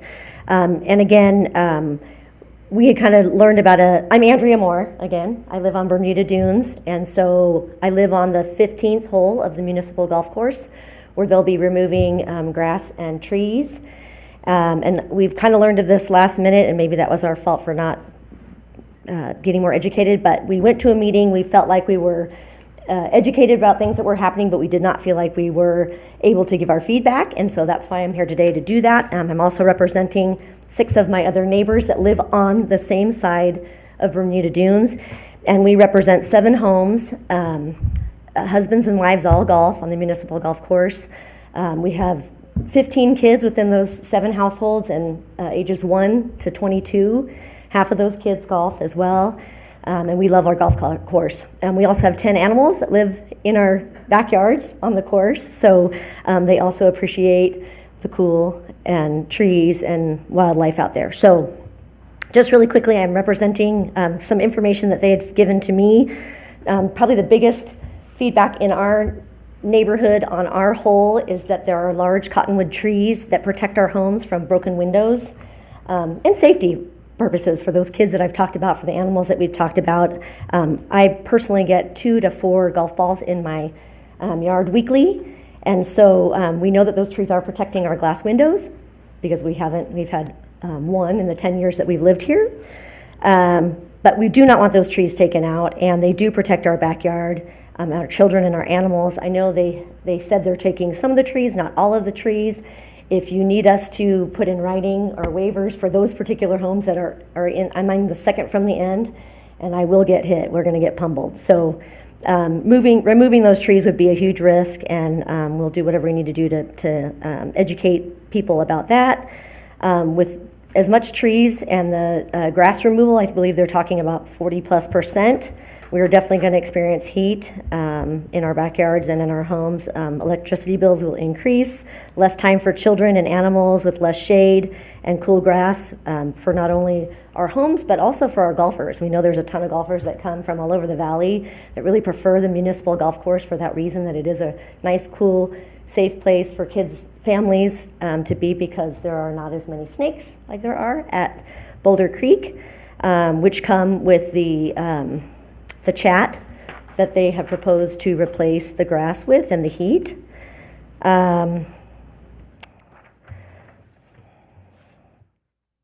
Let's see. They're talking about replacing the 50-year-old sprinkler system, irrigation system, which obviously is a problem and needs to be replaced. There's a lot of problems as a result of the old system, and we feel like if they do some major repairs there first, that they're going to see some changes that comply with the SNWA requirements.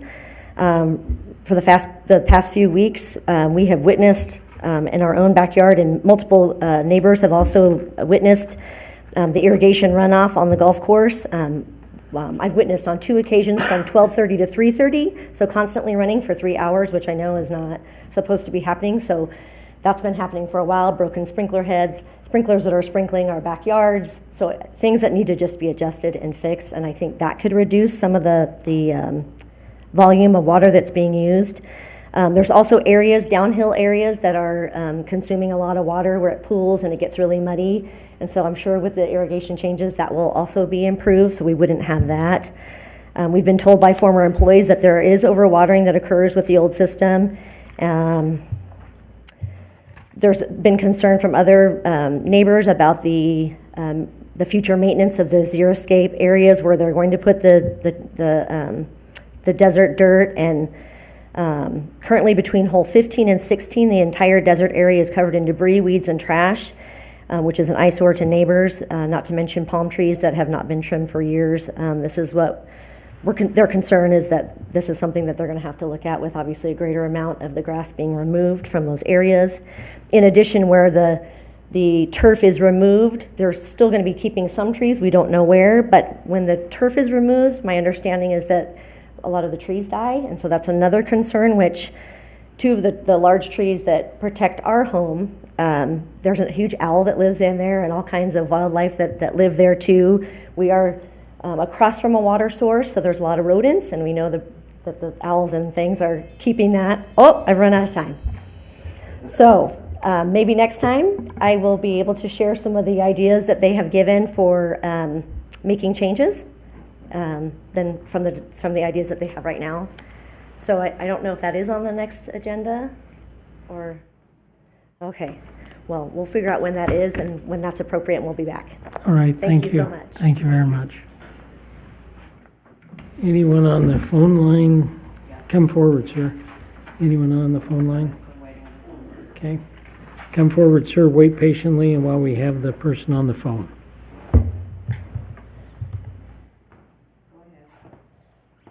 Good evening, Council. For the record, Fred Volz. Procrastination comes with consequences. If an urgent 911 call comes in concerning a serious auto accident, Time is of the essence in trying to save the person's life. Similarly, conceiving children without the financial wherewithal to support them and provide a home, then hoping everything will work out, equals irresponsible behavior. Today's council meeting is the third one since March 26th where nothing has been done to help arguably the largest population in Boulder City, our domestic companion animals. We have no enforceable mandatory leash law, despite multiple well-documented incidents when animals are out of control in public spaces and cause problems. We have no foster permit process, and the distinction is unclear between fancier and foster situations. We have no strict animal breeding ordinance that assists in quelling the unwanted animal crisis afflicting Clark County. We have a light penalty for animal dumping. We have no mandatory microchipping of pets. We have no comprehensive spay-neuter program. We need an improved running at large ordinance. We need to prohibit animal hoarding. You need to consult with the city's contract veterinarian and the animal shelter supervisor, who can provide extensive and thoughtful guidance on how to proceed so we protect our animal and human populations. So far, this council has done nothing but dither on these issues. When will the community see action from you and your interim city manager? In a parallel situation, the community has been waiting years for Boulder City to substantially decrease the governmental water usage, which is roughly 1/3 of the city's overall consumption. BC uses double the water per capita of the Las Vegas Valley. The still incomplete municipal golf course turf removal project is a literal drop in the bucket of what could and should be saved. It is old news that we face an over 2-decade drought in the Colorado River Basin, and Lake Mead sits at only 33% of capacity. It makes no difference that Boulder City has a small water allocation compared to the Las Vegas Valley. We need to do our part to ensure all users of the basin continue to have a water supply. Again, nothing from multiple city managers and councils. Why the refusal to act when we face such an existential problem? Without water, there is no human or animal life possible. Yet, because of official indifference, we must deduce that no one in BC's government is taking the situation seriously. Recycling the small amount of wastewater is many years into the future. We need a tangible, comprehensive water conservation plan. As a corollary to the need for water conservation, we also need an honest accounting of how much city taxpayers are subsidizing the 2 municipal golf courses, with chargebacks for all maintenance and administrative services provided by city employees, not the contract operators. This objective is best accomplished by placing the golf courses, either individually or together, into an enterprise fund format. They would then be treated the same as the utilities, airport, and cemetery. When will the community see action on this overdue issue? And I would ask that these comments be added to the record verbatim. Thank you. Thank you. Anyone else on the phone? Anyone? Sir? Well, that phone call basically said it all that I was going to say. And first, my name is Bill Iwanishin. I'm a resident on Bermuda Dunes, and I have the golf course in my backyard. And this plan that you have on eliminating the turf is ridiculous. You had no input from the residents, and the reasoning behind it is just mind-boggling because it uses such a small amount of water, but this place brings in revenue to the city. It's not like a park. You know, you water the parks just as much, and they don't bring any revenue in the city. This golf course does. And, you know, not just to the city itself, but to the businesses that these out-of-town golfers, you know, they patronize them. And to destroy a golf course like what I saw in the preliminary plans, you know, is ludicrous. You know, if you're going to do a golf course right, you know, or, you know, we want a smart water course, hire a consultant that's designed golf courses before. Not this engineering firm that you contracted out that's just trying to cut out the water. And once again, the perils of losing the green space and the established wildlife that's in this, it's basically a park setting. I heard owls mentioned, there's plenty of owls there, and it's basically a green spot in Boulder City. Let's try and keep it green if we can, and let's cut back on the, we can certainly come with better resolutions than what has been proposed by the engineering firm that the city contracted out with. Anyhow, this is still an ongoing battle, and I have more ammunition in the future, such as I disagree with the amount of water that they say that we're using. I want to know how it's metered, and we'll have to dig into it a little farther next meeting. All right? Thank you, guys. Thank you. Anyone else here would like to come forward, please?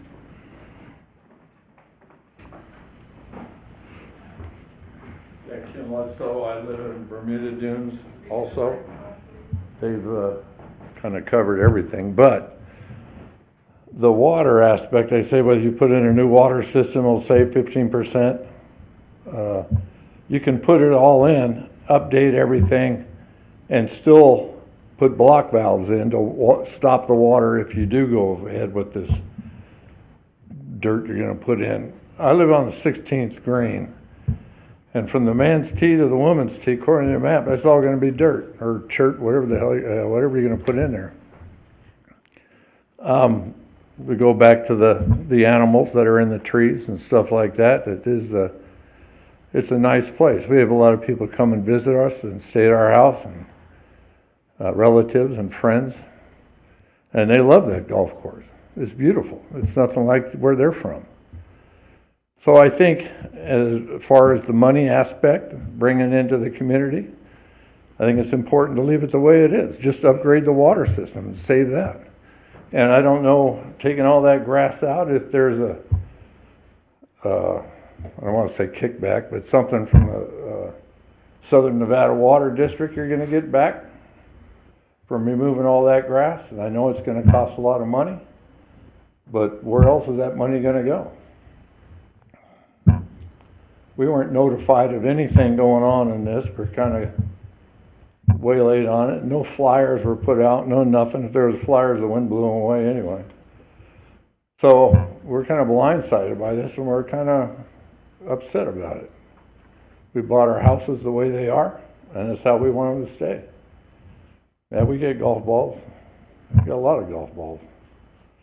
But that's okay. I got hit in the head. I survived, So that's about all I got. But think about it, please.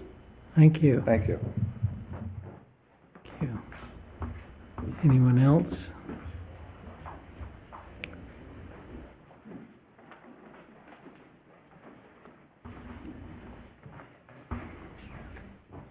Good evening.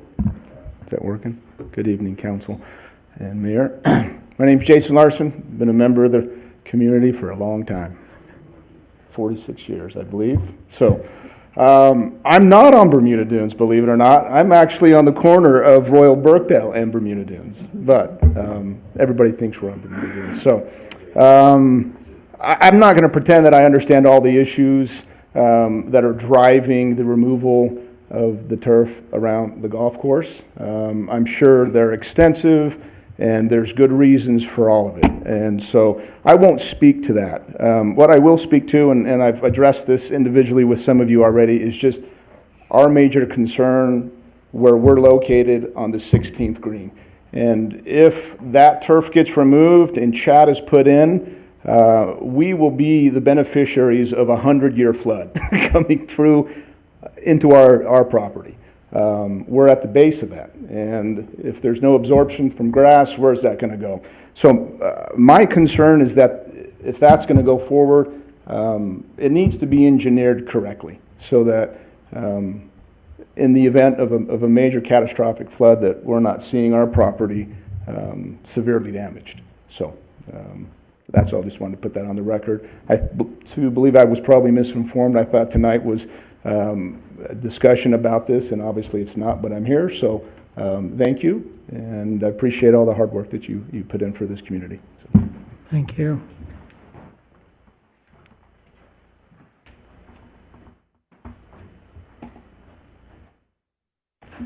Anyone else? Anyone on the phone line?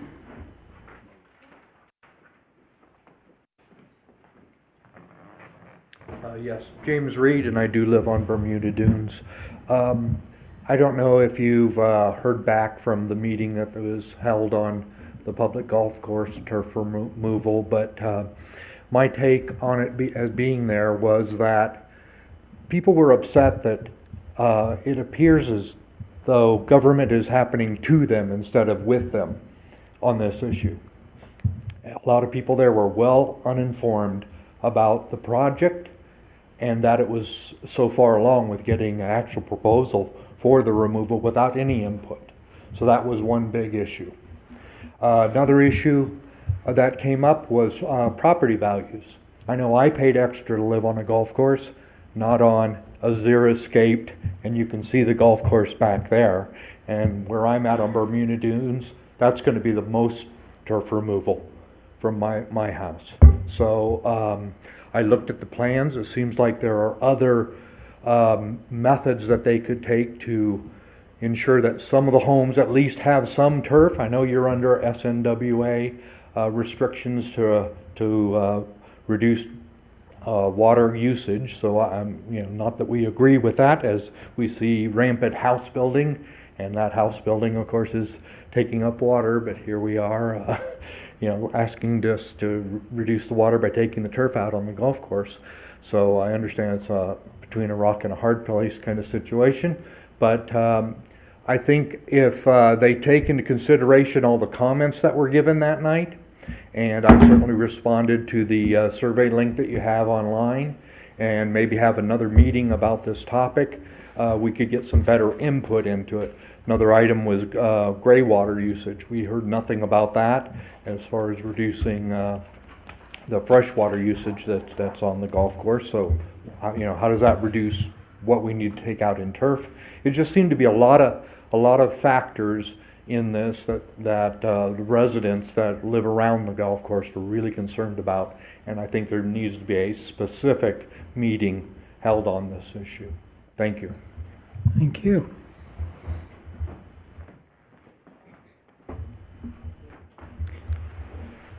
Anyone else? Anyone on the phone line?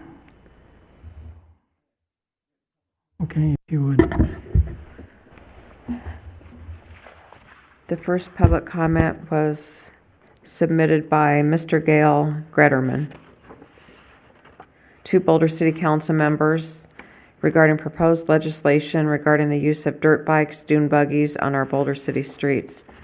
Please do not do anything to allow, indeed encourage, the use of the above cited dirt bikes, dune buggies on our normally quiet Boulder City residential streets. A family up the street on Sandra Drive, near where it intersects with Georgia Avenue, has several of these noisy machines. They sometimes, too often to suit me, disturb our neighborhood's peace with their comings and goings. Weekends seem to be the worst. They are, I assure you, doing much more than, as Council Member Fox has stated, merely accessing gas stations and the desert.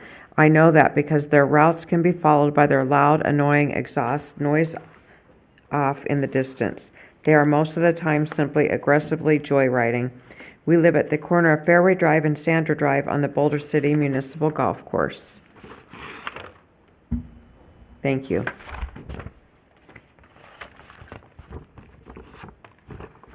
Next comment was submitted by Tad and Diana Tenney. To the Mayor and City Council of Boulder City, we would like to have been here in person, but 2 of our kids are involved in the Garrett Junior High Awards night this evening. We have some concerns that we would like to share with you and hope that you will take our thoughts and feelings into consideration as you make the decisions for our city. The night before the initial community meeting at Boulder City Municipal Golf Course, we received a text from a friend and local Boulder City resident informing us of that meeting. Before the text, we had heard nothing about the plan to reduce the grass on the golf course, which is surprising and frustrating since our home is on the golf course on Fairway Drive. We contacted as many people as we know that live on the course, and they also had not heard of the reduction plan or the meeting. We were unable to attend that meeting because there was no advance notice and we had prior commitments, but that friend did attend for us and shared that we are not the only citizens concerned about the current plan. We are aware of the water shortage. We are aware that the Southern Nevada Water Authority has regulations that need to be considered. What exactly are those regulations? Are they mandated on a state level? What exactly are the fines? Who will implement those fines? What will be done with the money from those fines? We may decide that a reduction is necessary, but the initial plan proposed is unnecessarily extreme. How many plans were drawn up? How many of the citizens of Boulder City, specifically residents with homes on the golf course, had input on those plans? There are approximately 200 homes on the municipal golf course, 200 families who paid significantly more for their home because it was on the golf course, 200 families whose property values will be negatively impacted with the reduction of grass and removal of trees on the golf course, 200 families whose beautiful green, tree-filled backyard view will be greatly affected, and we weren't even notified. The water issue needs to be addressed. We realize that the current sprinkler system is old, outdated, leaking, and needs to be fixed. Let's fix it. We don't want to waste water or money. If a reduction is required, then let's come up with a plan that reduces the use of water, stop wasting water, and at the same time doesn't ruin the beauty or harm the playability of the golf course. My sons are all golfers. They chose to golf on the municipal golf course because it's greener, prettier, and cooler than the other courses in town. Significant reduction of grass and trees will affect playability and harm revenue. Is a 6 to 10 foot strip of grass If a 6 to 10 foot strip of grass was removed along the entire outer perimeter of the course, the city could receive their desired rebate for that grass. There is also a significant area that backs up to Buchanan Boulevard that could be reduced and would less impact homeowners and golfers. Is Boulder City using our allotment of water? If we are so concerned about having enough water for our current residents, then why do we continue to allow new homes to be built? More homes means more water used. Every one of those homes will have landscaping that requires and uses water. Even the building of those homes uses incredible amounts of water. Stop allowing more homes to be built instead of reducing the beauty of our city for those of us who already live here. When we moved to Boulder City more than 20 years ago, we chose this little town because it was an oasis in the desert. We built our business and raised our kids here. For more than 5 years, we searched for our dream home. When we found the home on Fairway, we liked the house, but we bought it at a premium price for the lot, for the backyard that was the beautiful grass and tree-filled golf course. Every south-facing window has a breathtaking view. When we sit on the back balcony or out by the pool, we look over the golf course. In the hot summer evenings, when the golf course sprinklers come on, the temperature in our backyard drops at least 10 degrees. We wake up to birds singing in the trees and the sound of geese in the pond. It is our little piece of heaven. In the current proposed plan, a great portion of the grass and trees behind our home, hole 6, will be replaced with dirt. Brown, ugly, hot dirt as opposed to the beautiful, cool green grass. Who is going to weed that dirt? How much will that decrease our home and property value? There are 200 families with the same frustration and concerns. That doesn't even include the countless residents that don't live on the course but love to golf. This isn't just a commercial golf course to us. It is our home, and we should have a say in what happens to this home. Because the sprinkling system on the golf course needs to be fixed, let's fix it. That alone will save much water and money. But beyond that, let's only do what is absolutely necessary when it comes to sod reduction or tree removal. Only remove the invasive trees that are damaging the sprinklers. Trees are invaluable for environment and for the habitat of the owls and birds that live in them. They are beautiful and provide much needed shade. When making a plan for sod reduction, please include and involve every citizen that will be impacted. Letters in the mail with details of why, when, and what will be done, and where we can go and who we can talk to have our voices heard and acknowledged. This isn't just a money or water issue. This is a people issue, a resident issue. Please make sure to include those residents in the decisions. Thank you all for what you do for our city. We know that yours isn't an easy job and often goes unappreciated. We do appreciate your efforts and know that you have the best interests of Boulder City and its residents in mind as you make decisions. Please make this decision as if it were your backyard or would affect your dream home. Thank you. Any other comments for public comment here? No other one on the phone and no other written.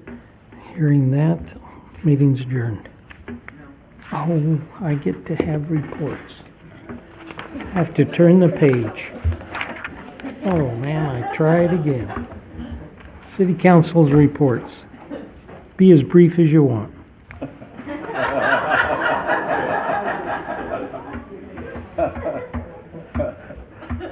Okay. Councilwoman Booth. As you all know, I do Bark in the Park every year at Spring Jamboree, one of my favorite things to do. And I wanted to, some facts that came out is we had a superhero come to Bark in the Park, and that is Canine Officer Luna. She is amazing, and Alan Nutzman, her handler, was with us there, and then Todd Austin from National Park Service, who actually trains canines that go all over the United States. So it was just amazing, and after you watch that dog and the dedication she has, and one of the things that amazed me about her was she was able to walk a bad guy back to the car all by herself, and that bad guy would not move because he would be bit. So, but there were some facts that came out, and I don't think we in Boulder City really appreciate and know what they do. But on October 23rd on I-11 stop, 66 pounds of methamphetamine and one gun, 2 subjects arrested and charged with high-level trafficking. Thanks to Luna, she found those drugs. February 24th, I-11, 39 pounds of fentanyl and 8 pounds cocaine. Subject arrest for 2 counts high-level trafficking. Pleaded to 3 to 8 years, deportation after service. February 24th, traffic stop, I-11, 20 grams of fentanyl. 2 subjects placed into custody. 1 fled. Luna chased her down for 1.5 miles and got that victim back for us. So, and they got to have a nice ride to jail.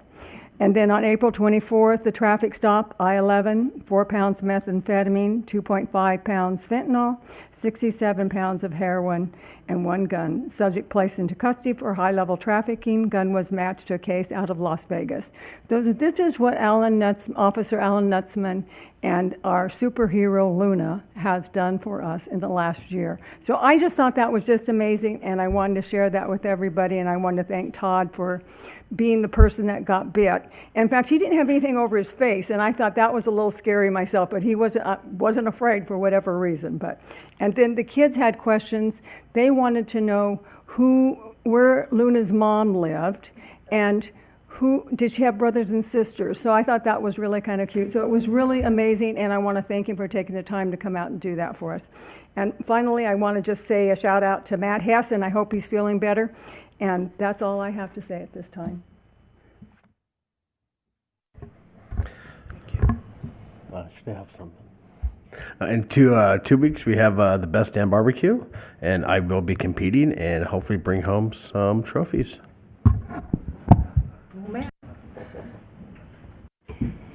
Thank you. As stated earlier, I had the opportunity to meet with the ADA Workforce Group and was excited to do such a thing, and was excited tonight to hear the Public Works person say that what they do is enhance public life for all.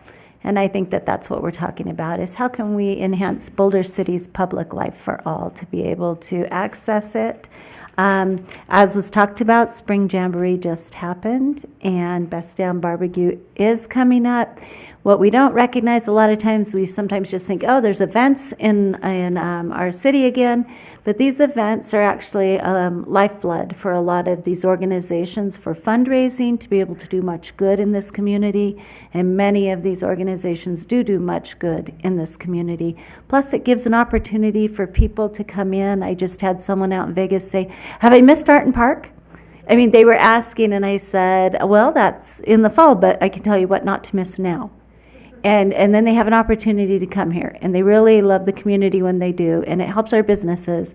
So there's so many things that are garnered with the partnerships that we have for helping organizations to raise funds for our community. So attend, go, and enjoy. Barbecue. Thank you. Thank you. Are they as brief as you want them to be? You will be. You know, first of all, I'd like to thank everybody who gives public comment, whether they call in, whether they show up, whether they write in.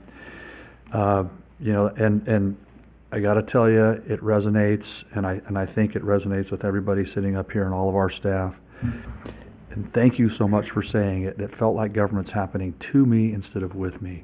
What a profound statement. And so our promise is to work with everybody, and that's what makes Boulder City so unique. Thank you for that comment, and thank you for all the comments that continue to be made week by week. Last Saturday, we had Historic Preservation Day. Thank you to the Historic Preservation Commission and to our staff members who are involved in that. We're grateful for all the volunteers and participants that showed the trains, planes, and automobiles interest in Boulder City. And the winner of the Historic Preservation Award this year was the Six Companies Executive Lodge. If you know where that's at, a lot of us don't. I didn't until I was able to get a tour just in the last handful of weeks. It's, you know, just kind of behind us on the highest part of the hill. And it was built in the 30s for the managers of the six companies who were overseeing the construction of the dam. And it's a 2,000 square foot building that is looked after by you know, our LADWP employee Vincent, who does a great job there, and the LADWP has about 24 employees full time who remain here in Boulder City and work, and so there's still that strong connection. We had an executive from Los Angeles Department of Water and Power come up here and receive the award. It was a great day. And we thank all who participated, and you know, that's important to our community. Having participated today in the Las Vegas Convention and Visitors Authority meeting, I'll give a brief update. All the things that are going on and we're working on that bring benefit indirectly as well as directly to Boulder City, because as things flourish over the hill, we are beneficiaries of much of the tourism that come out. People come for activities, and the taxes that are created we share in. Anyway, there's a traveling worldwide art display, and now it's in Las Vegas, the Art Museum. It's an interactive display of amazing international style art. It's on the Las Vegas Boulevard and the district down there. I encourage people, if you're art fans, to go see that. A lot of new music superstars residencies are beginning. Interestingly, the Rolling Stones are still on tour, and that concert at Allegiant Stadium was sponsored by none other than AARP. So if you love the Rolling Stones and you're a fan, take note that, you know, AARP is targeting you. So, yeah, I've got to check a lot of that myself. It's pool season in Las Vegas, so the marketing is really hitting heavy on the amazing features in town for the swimming pool draw, for all of the tourism, the visitation. If you're a WrestleMania fan, WWE in 2025 is coming to Southern Nevada with all the associated events. 265 million fans international. WWE is a big deal, and it's coming to Las Vegas. You know, we got the Super Bowl, we got F1, we got you know, the NHL draft. So much going on, and the A's potentially still working on that, coming to Vegas, and now WWE. So the NC2A is having division golf tournaments down at our own Boulder Creek. And they commented, the staff at Convention and Visitors Authority commented to me today. Everybody has commented on the facility, on the amenities, but mostly about the hospitality, right? That's Boulder City. So thank you to everybody who's being so hospitable to them and to our folks who are working down at the golf course. Coming soon, the Convention and Visitors Authority are bidding on the college football playoff events that hopefully will be coming to the area in the future. So that's some of the happenings there. I want to comment again, the Public Works folks, really what they do help us enjoy civilized society, right? And they enhance our life. If without them, we don't have clean drinking water. Without them, we don't have our wastewater treated. Without them, we don't have a landfill that's managed safely and in a healthy manner. And our streets and our accessibility and so much that goes on is managed by our Public Works. So that's so important to our community and our staff that manages that. We're grateful to them, and we congratulate our new Public Works Director, Gary Poindexter, and congratulations to him. That's my brief report, Mr. Mayor. Thank you. I'm tempted to call a recess and then come back in a half hour, but I'm not. Meeting adjourned.